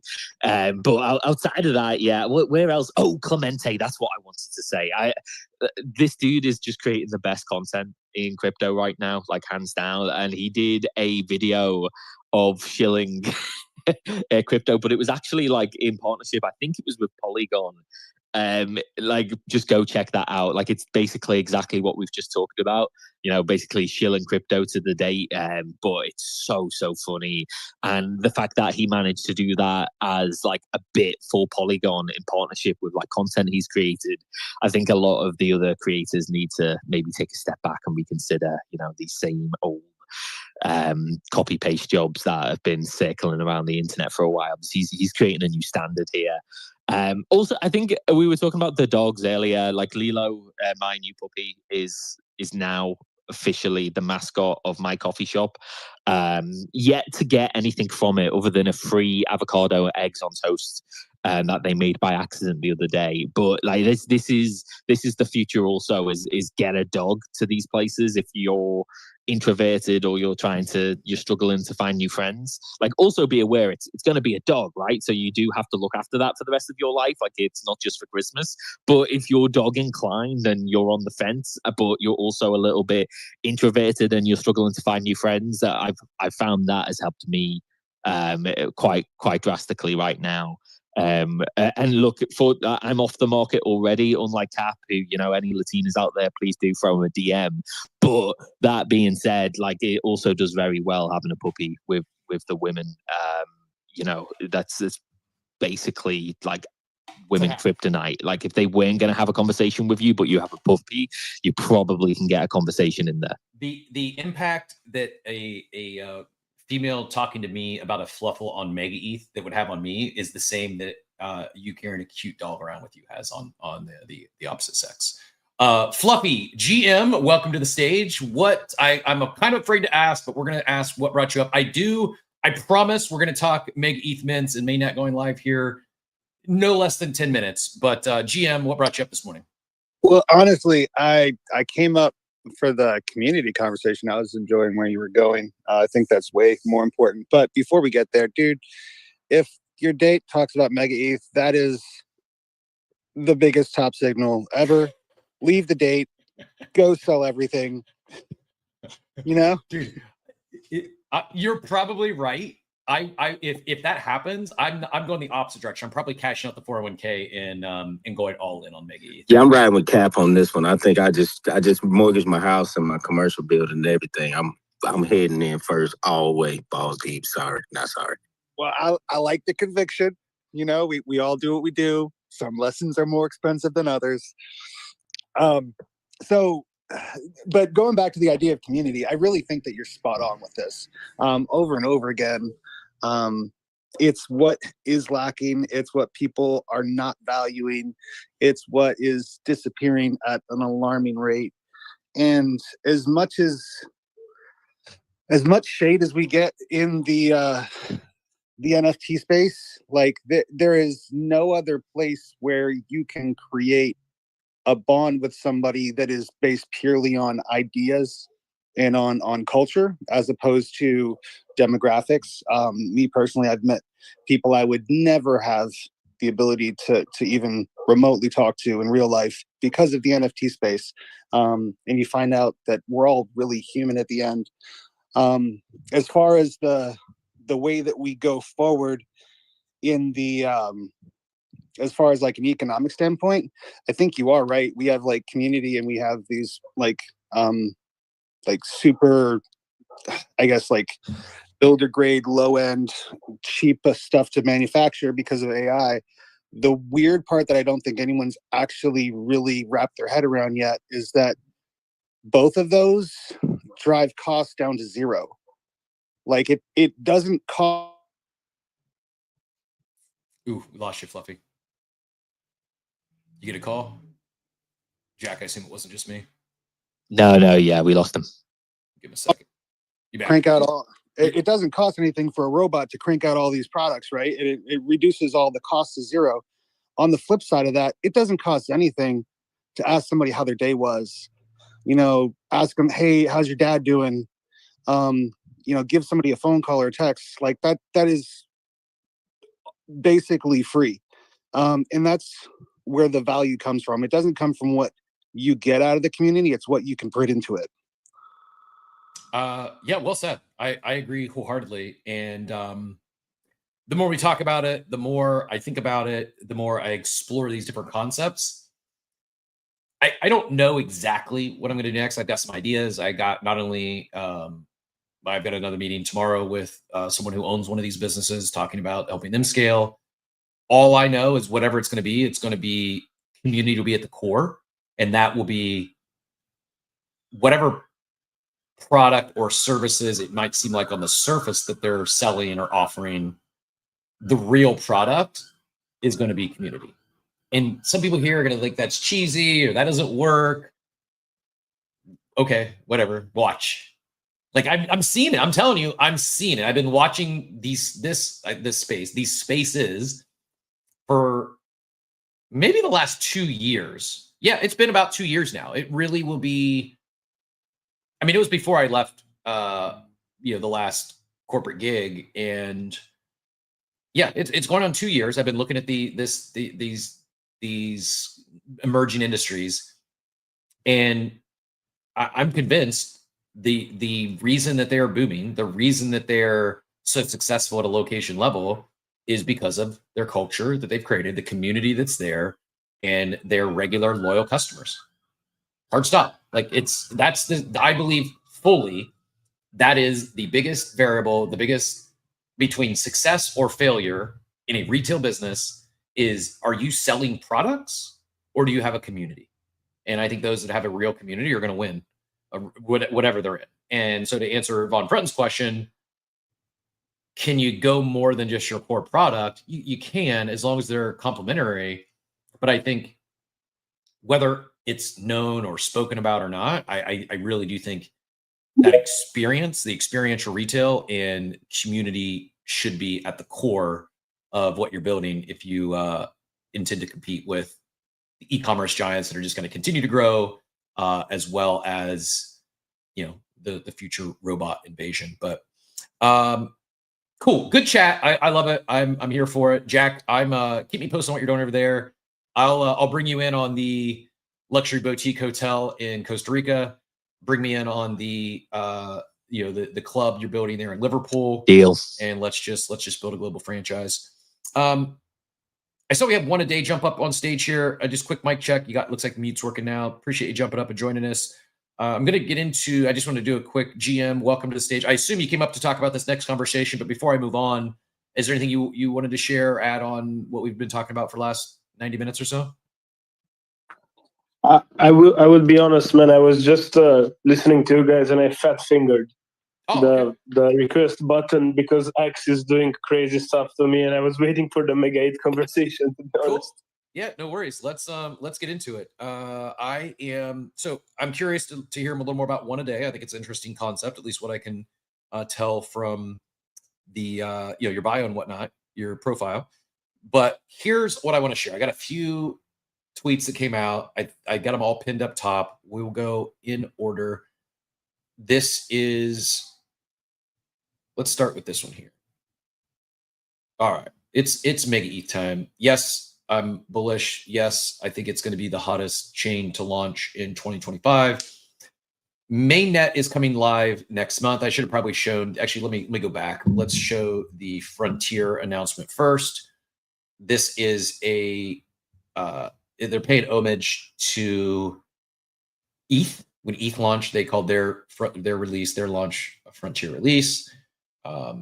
Here's what they're doing. The official release of Mainnet Beta, built for early adopters, the experimenters, the Ethereans. It will be live for 1 month starting early December. Get ready to experience real time. 2.5% of the supply is for the mainnet campaign, almost $100 million based on current pre-market trading. That 2.5% is not going to be live in December. Rather, when they get out of beta, that's when the rewards campaign will kick off. As I said, I'm not waiting until January. Maybe there's no historical rewards at all. I don't care. I don't care if I get any credit or token rewards for my early activity. I want to be early.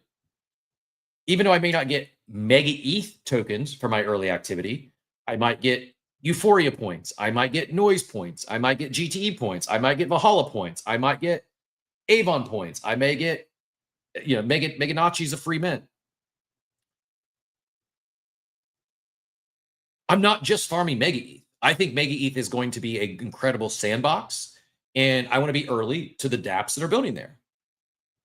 I was late to Hyperliquid and Project X and Lighter. Maybe MegaEth's a flop and all these protocols fail. I don't think that's going to be the case. I'm betting it's going to do okay, if not really good.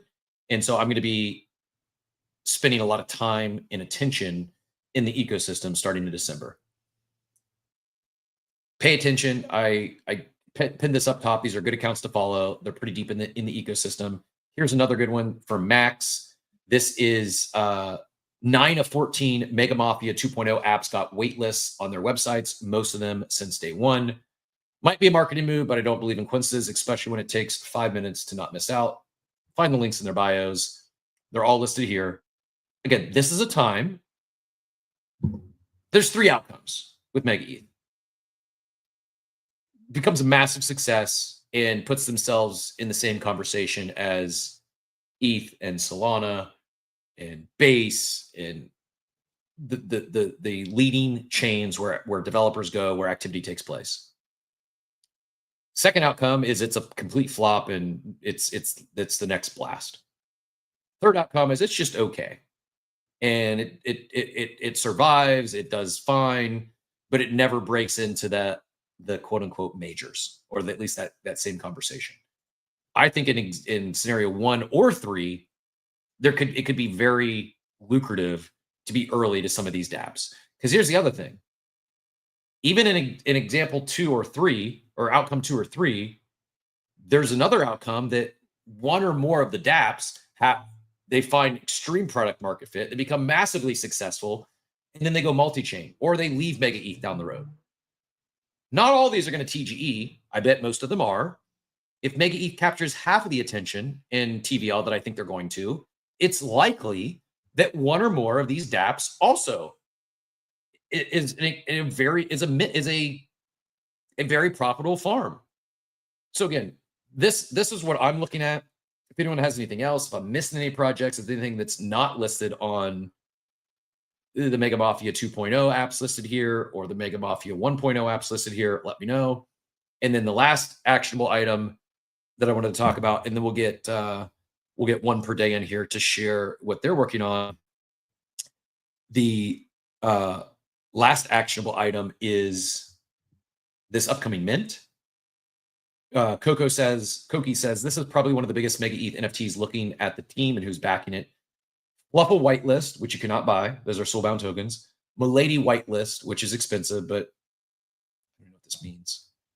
And you can still get those. Current floor price of 0.064 ETH, which makes it highly affordable. Easiest way to get Net Citizens whitelist. Wouldn't fade this. Here, so it's Fluffles, Miladies, and Shishi is the other one that gets you a allow list. Maybe Netizens is a flop. Maybe it does nothing. But if you're a Fluffle hoarder, I would go mint this. If you hold Miladies, if you hold Shishis, this is stuff I think it's worth paying attention to. Maybe it doesn't hit. Maybe none of these pop off. You want to talk about extreme regret and FOMO, is having the ability to mint a free mint that ends up cooking and becomes the next hypers, and you just passed on it because you weren't paying attention, or you wanted to, this market's choppy, my bags are down, I'm just going to go touch grass and check out for a few months. To each their own, and life's too short. Don't stress yourself out over doing things if you're not enjoying it. But if you're still long crypto, I think we might see some of the Here's the other thing too. I'm not going to beat the drum like all season. I'm not going to become an Alex Becker. If Bitcoin's topped for the cycle, if Bitcoin dominance is topped, historically, now is when alt season would begin. Not when Bitcoin's cranking. Historically, alt season, NFTs. Go back and look at 21. Look at the Bitcoin chart from 2021.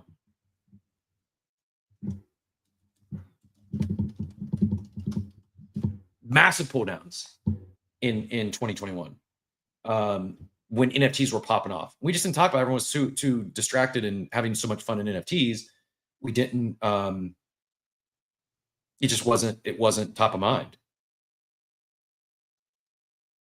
I'm going to show you this chart. Some of you are going to be shocked, I think, because most of us in our brains, we think 2021 was a raging bull and people were printing money left and right. We were, but it was because Bitcoin, not only because. You can see here in April, Bitcoin was at 60K.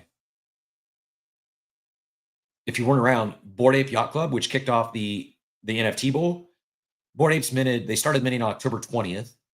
They minted out on May 1st. Bitcoin had already local topped. Now it would get back up there before the end of the year, but from April, again, right here, Apes mint when Bitcoin's like 56, 57K. By July, Bitcoin was down to 30K. It had essentially cut in half. It was back to the price it was the beginning of the year. 2020, Bitcoin starts at 30K, rips up 2x, and then loses all those gains in 3 months. It didn't really take the full 3 months. I mean, it really, that precipitous drop was in a couple of weeks. Apes mint at 50K, within 2 weeks, it's down to 36K. It would bottom out about 30K in July, would climb back up again by November to 60 some K, and then by the end of the year was back down to 46K again. I think in our brains, how most of us remember 2021 is not like this. This in 2021, I think, I'd have to overlay the chart. I think this is far more volatile than the Bitcoin price action in 2025. So again, I don't know. I timing tops, timing bottoms are hard. I don't know where we're at in the cycle, but historically, this is when we start to see the alts, the NFTs, etc., have their time to shine when Bitcoin dominance is stopped. And then also, if you think back to 2022, again, that Bitcoin pullback, things started taking off again in NFT land. Excuse me, one per day. GM, thanks so much for joining us. Tell us about one per day. And again, just reading your profile, I can guess what makes you unique, but tell us about what you're building and also why MegaEth. Okay, man. Thanks for allowing me. Also, I wanted to add that I'm very much agreeing with you that at some point money needs to leave Bitcoin and enter altcoins, and I think that we are nearing that point. And the biggest opportunities are when the times are the hardest. If you look at even the past bull markets, and the best opportunities were in the bear market. If you saw when stuff like even Uniswap got born and stuff like that, they were in times like this, hard times. We've been building since around 2017, so we've kind of suffered through, let's say, all the altcoin bear markets. Anyway, so to add a bit about why MegaEth, I will start with that.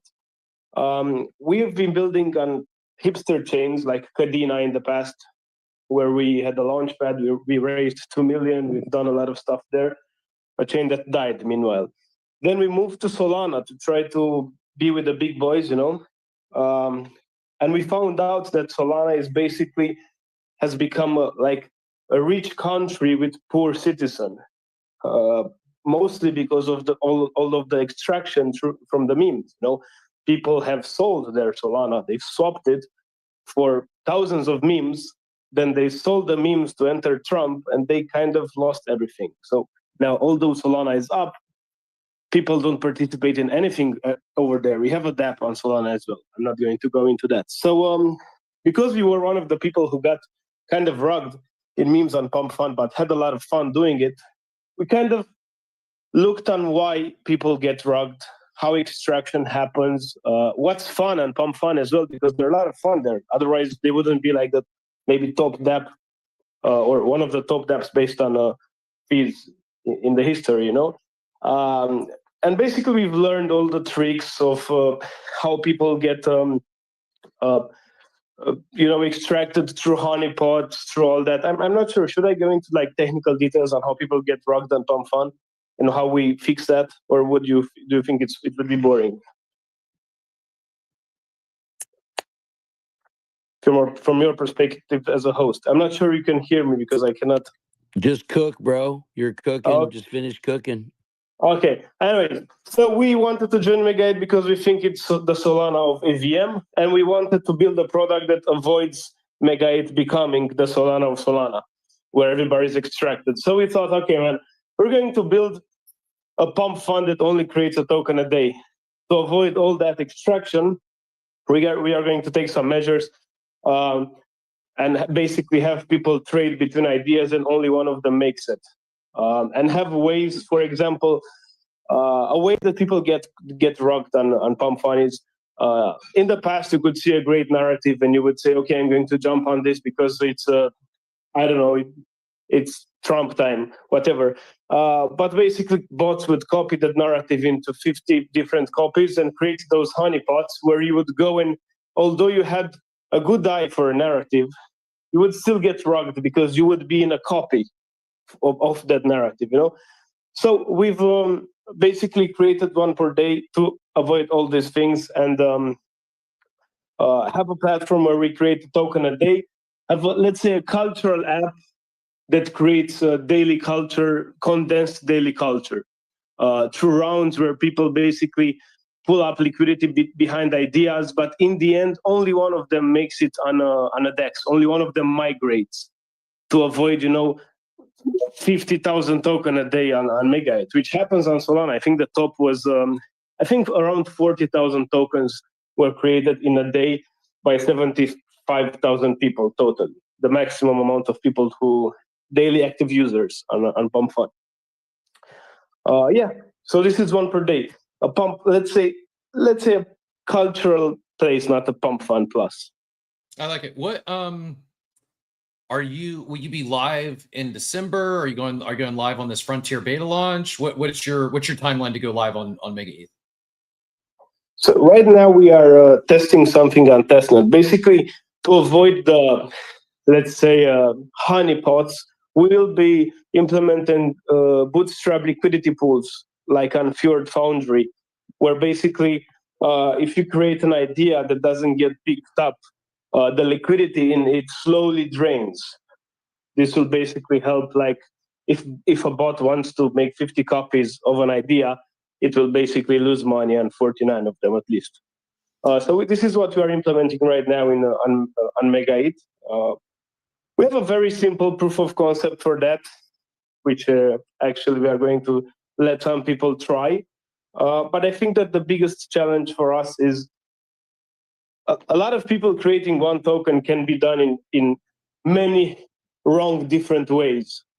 And now we are focusing on how to do it to keep a community there, to get people out of Telegram and get them to have fun there, you know. So while on-chain stuff is ready, the other part, I think it's going to be January, to be honest. Okay. All right. Well, appreciate you sharing. Best of luck with everything, and excited. I can also pull up a tweet if you want with what we are doing that's better explained than me fat fingering the speaker button. Yeah, go ahead and drop it. If you want to pin it up top, go for it. Go ahead and drop it up there. And it's our Steve Ballmer AI commercial. I did. Yeah, I was sharing it on the screen here earlier, but I don't think I pinned it. So yeah, go ahead and drop it up there. And anyone wants to get more info and give you your account. I think I shared it. Let me see on the Jumbotron. Is it? It may take a second. Sometimes there's a little bit of lag, but if it doesn't pop up, Tim, for resharing it here soon. But yeah, it should pop up there. A little bit of lag at times. Yeah.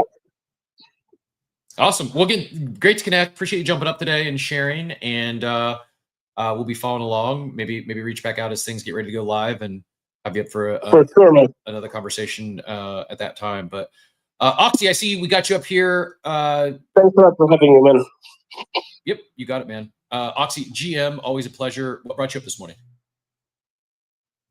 Yeah, GM.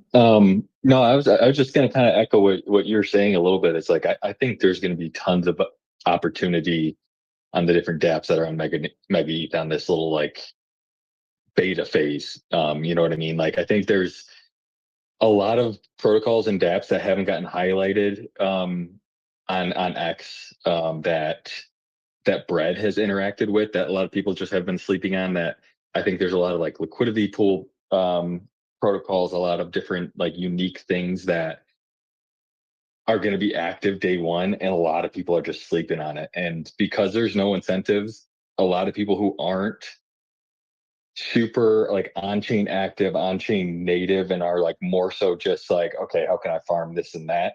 There's going to be like missed opportunities for those people. So I completely agree with what you're saying. And I think like going back to what you said at the very beginning of the show is like sharing, like obviously I don't know what's going to be live day one, but like as soon as we find out what's live and what's like what people might be sleeping on or whatever, is sharing with the community around you so that we can all, you know, kind of win together, so to speak. It might sound corny, but so yeah, continuing to like have these spaces and just talk about what are we actually doing on chain, what are we actually trying to capitalize on, I think is going to be super important, especially in these early days of MegaEth.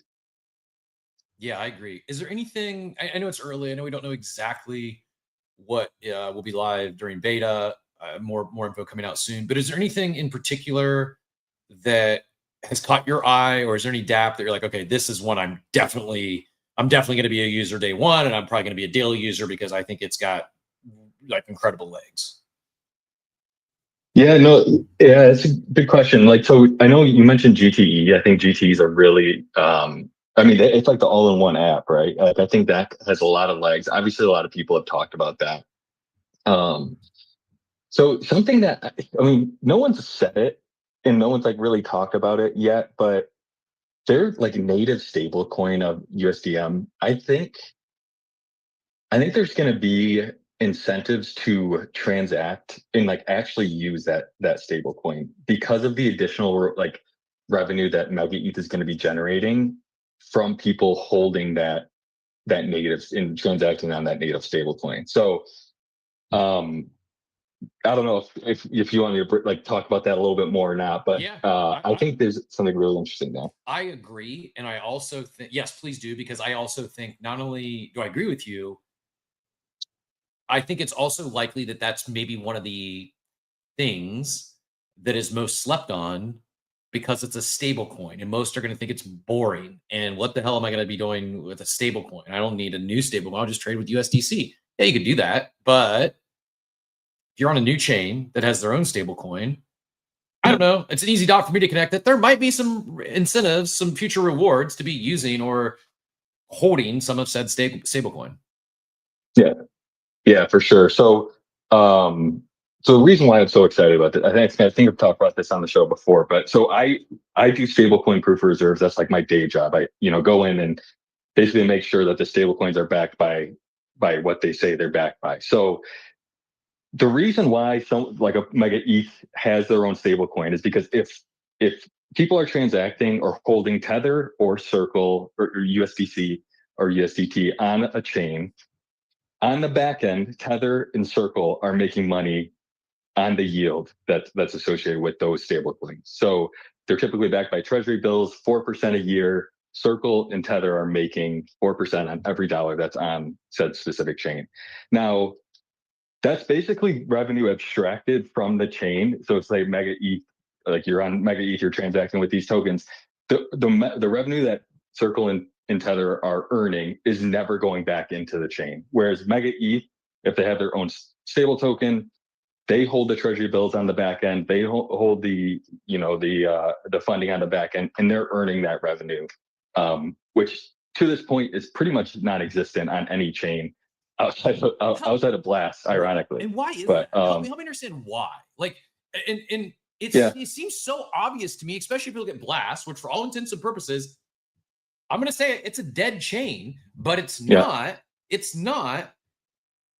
Because they have their own stable coin. And oh, by the way, even though I don't know anyone that's using Blast, I don't know anyone that's building on Blast, they still have, I'm trying to look for the TVL quickly and I'm not finding it, but it's like, I want to say it's still in the hundreds of millions of TVL because of that stable coin.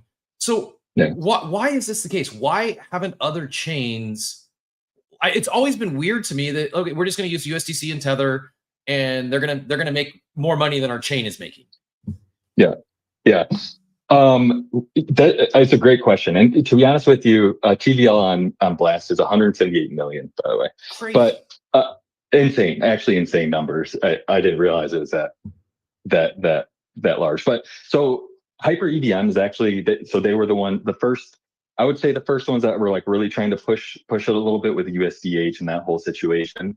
Like, so they were like, okay, they saw the value prop there, but obviously that wasn't there on day one, and obviously it still isn't super it's not picked up yet, right? Like, no, to be quite honest, there's not a lot of volume on USDH, even though you can trade USDH on Hyper EVM. I don't get it, to quite honestly. Like, I really don't get it. And what I thought Plasma was going to be a really good like example of how this works via Tether, but Tether isn't pumping money back into the chain like I thought they would. Like, in theory, on Plasma, you use USDT and that's it. More USDT is minted, so then Tether is earning more money on the yield on the back end, and that money, I would think, would get pumped back into the Plasma ecosystem, but I just don't see that happening. So I mean, I'm really hoping that this is the first chain that does it right. But based on everything that everyone's saying, it sounds like they are going to. So I don't know. I'm going to be holding the stable token on, USDM on chain. I'm going to be transacting with that on chain. I think there's going to be incentives to be doing so because it ultimately earns revenue for MegaEth and for the chain passively. Is this also bullish Athena? Yeah, that's a great point because it's essentially backed by Athena's infrastructure, right? Like most stable coins, like Circle, for instance, they're backed by off-chain treasury bills. So they have an account with Franklin Templeton or whoever, and they hold actual treasury bills in an investment account in a traditional way. USDM is through Athena's like rail, so to speak, backed by on-chain treasury bills, which is then accrues the yield on the back end. So like I that's a really interesting point. I think it probably is bullish Athena. I'm curious how that translates to revenue for them. I'm assuming they must take a cut in some way. That's interesting. I haven't looked into that. That's a good shout, to be honest. I'll have to dig into that. It's my assumption as well. And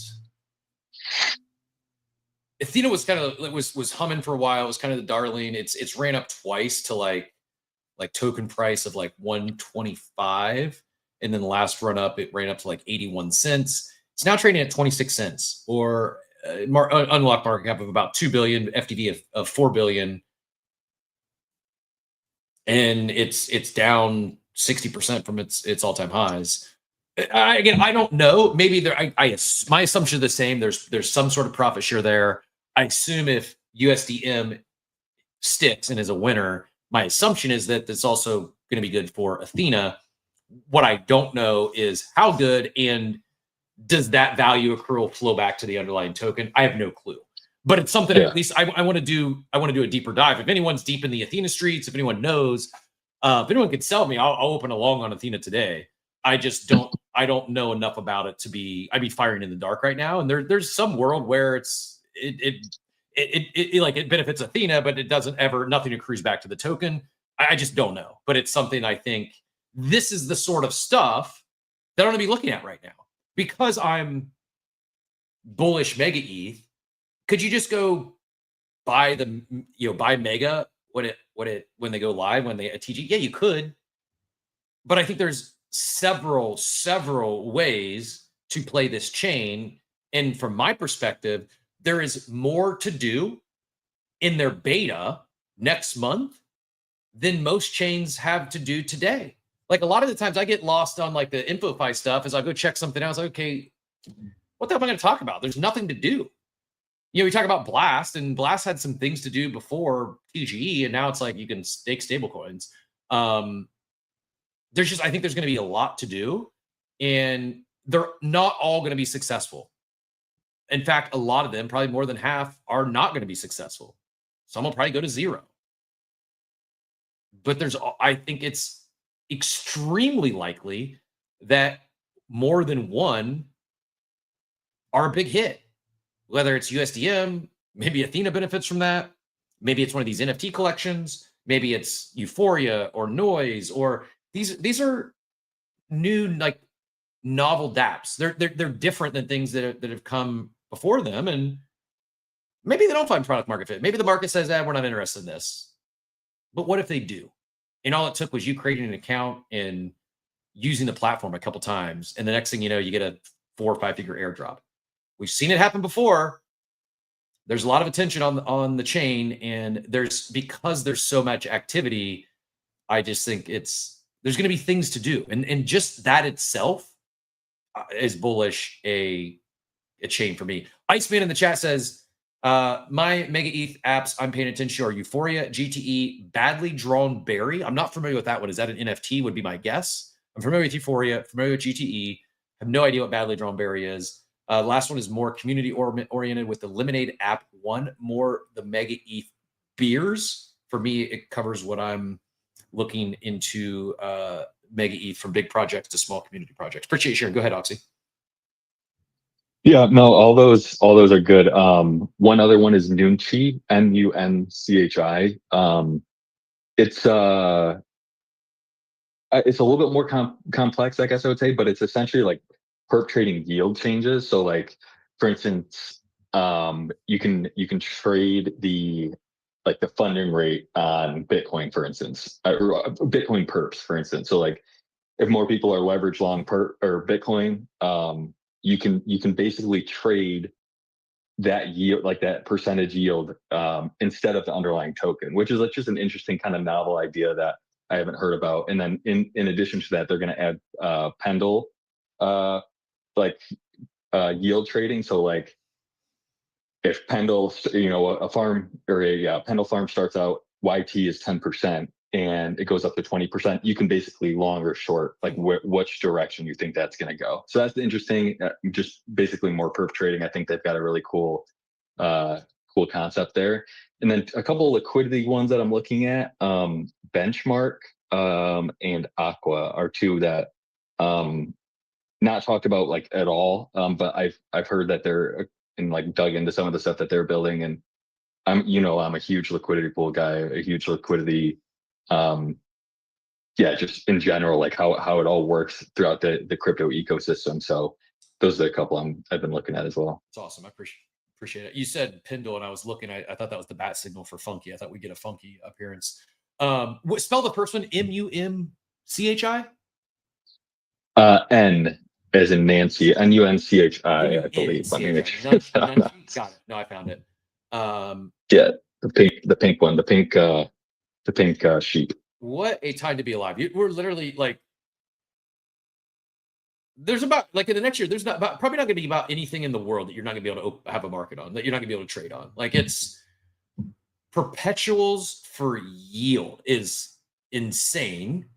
I don't know if this is going to be my place to trade or up my alley, but I'm gonna create an account. I'm gonna probably open a trade or two and see, because I don't know, it doesn't have to be my thing, but if there's if it resonates with others, it could take off, and there could be there could be something there. It could be something there that is, I don't know. I just need to think about it because like I would never even thought about opening up per positions on yield, but I also didn't think we would be seeing parlays advertised on every football game nonstop in the year 2025 either. So we are a gambling society, and it probably becomes more degenerate before it becomes less.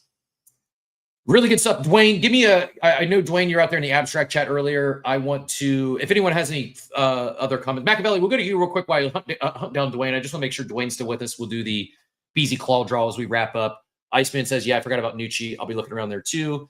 Machiavelli, we haven't heard from you yet this morning. GM. What did I do? I was just aura farming. Oh, I'm sorry. I'm in meetings and working back here. Oh, good. You're allowed to aura farm. I just want to make sure we got you in there if you had anything to add. Yeah, man, I love you guys. Y'all are the best. And yeah, let's do it. So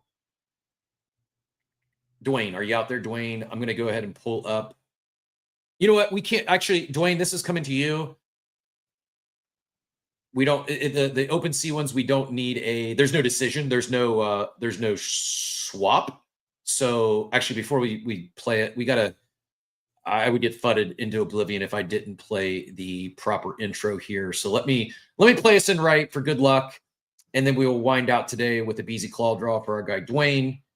This is courtesy of our friend Joey Vowles and the BZ team. Coffee with Captain. Give that claw a spin. Raw to grills from BC. Prizes within. Mystery and magic. Where to begin? Coffee with Captain. It's your time to win. I need more intro songs in my life. We're going to have to bring back more segments just so. I got distracted because of Iceman. I have not seen this one yet, but if I've ever... Wait. Mega is going to be the ticker for MegaEth, right, Oxy? I think so. That's a good question. I think it is. I think it's Meth, I never this is the meme. This wins. Like, it's going to be the meme of memes on MegaEth. If Meth is I spent a decade in Southern Indiana before moving to Florida. So whereas Florida is known for, we can walk down the street smoking a J, carrying our Glock and be fine. In Southern Indiana, no offense, it's just it's like the only other place in the world quite like Southern Indiana might be like Albuquerque, New Mexico, at the scene of Breaking Bad. Like there was not regular occurrence, but multiple times when I lived in Southern Indiana, there was a home in a regular suburban neighborhood that would blow up because someone had a meth lab going on in their garage. I don't know what it is about Southern Indiana, but this meth, the meme coin is that might onboard some of Von Frutten's neighbors. I kid, it's a joke. It's not a shot at Indiana unless it's talking about their football team, which I never even think about. But Indiana people like to think we think about them all the time. So here we go, Dwayne. We're going to do a claw draw. This is going to Dwayne. Dwayne, good luck, sir. Shout out to Joey and the BZ team. Let's get a big winner here. We got up to $1,300, $1,333 to be exact. We could pull. This is going to be a big one today. I feel it. The stars are aligned. This is going to be a 4-figure BZ claw draw this morning for our guy Dwayne. OG here almost every day and would be well deserving of this $1,000 pool we're about to rip open right now, courtesy of BZ. And $60, not bad, and it's a hobby box. That's actually pretty cool. I would a 2022 Panini Chronicles Draft basketball hobby box, $60 value. Dwayne, shoot me your EVM address. I will send this over to you. You also have 4 autographs or memorabilia cards in this box. It's 8 cards per pack, 6 packs. So this is the best kind of BZ claw draw, in my opinion. Now, you could keep this in the BZ vault. You could sell it. Someone else could rip the pack. But this is like you just got a BZ claw draw that, yeah, you could flip it for $60, or you could redeem your NFT, get the actual breaker box or the hobby box, and have 48 more shots at hitting a grail. So congratulations. I think that's a great pool. And thank you again to our friends over at BZ, especially Joey, who I'm pretty sure this came out of like Joey's personal stash. I don't think it was even the BZ company account. I think Joey just is a good guy and did us a solid, and appreciate the whole team over there. Proof of Alpha DGen, thank you so much for helping man the co-host unannounced today and keeping things on point here. Anything else on your mind? Any closing comments, final words, anything you're looking at today that we didn't hit on? It's not, man. I'm just scrambled eggs trying to just open the restaurant, just got it up and running. It's awesome moving forward. So I just been trying to stay relevant and jump and stay ears to the ground in the crypto space. I'm losing you. The phone happens to ring as soon as I say that. But yeah, just trying to stay relevant to the crypto space. And this is where I get my dailies at right here with Coffee with Cap. So appreciate you for letting me up, bro. Appreciate you as always. And shout out to Jack as well for helping us out there for a bit. Shout out to all of our guest speakers, Oxy, one per day. Appreciate you both. And in closing and taking it all the way back, because it's Proof Out DJ's fault. So don't blame me for bringing back up the Latinas. I'm just going to say this. He mentioned scrambled eggs. You know the best way to consume a scrambled egg? This is a new one for me. A few weeks ago, I couldn't even told you what an arepa was. They're kind of life-changing. And if I don't go forward with one of the community-based businesses, whether it's the contrast therapy or the kava bar, I may very well look to bring arepas into supermarkets throughout the U.S. They're life-changing. Like, I don't know why they haven't taken off. They're better than tacos. They're better than pitas. Arepas are incredible. And if you're not, they even have an emoji. They have an apple emoji. I did not know this. My brother, who's a chef, he's really talented chef. He used to own a barbecue business. He was a competitor. He's won awards. He had a food truck. He was jealous of me getting arepas and knew the emoji. Like they're a thing. Is it Proof Out? You know what I'm talking about? Are you hip to arepas?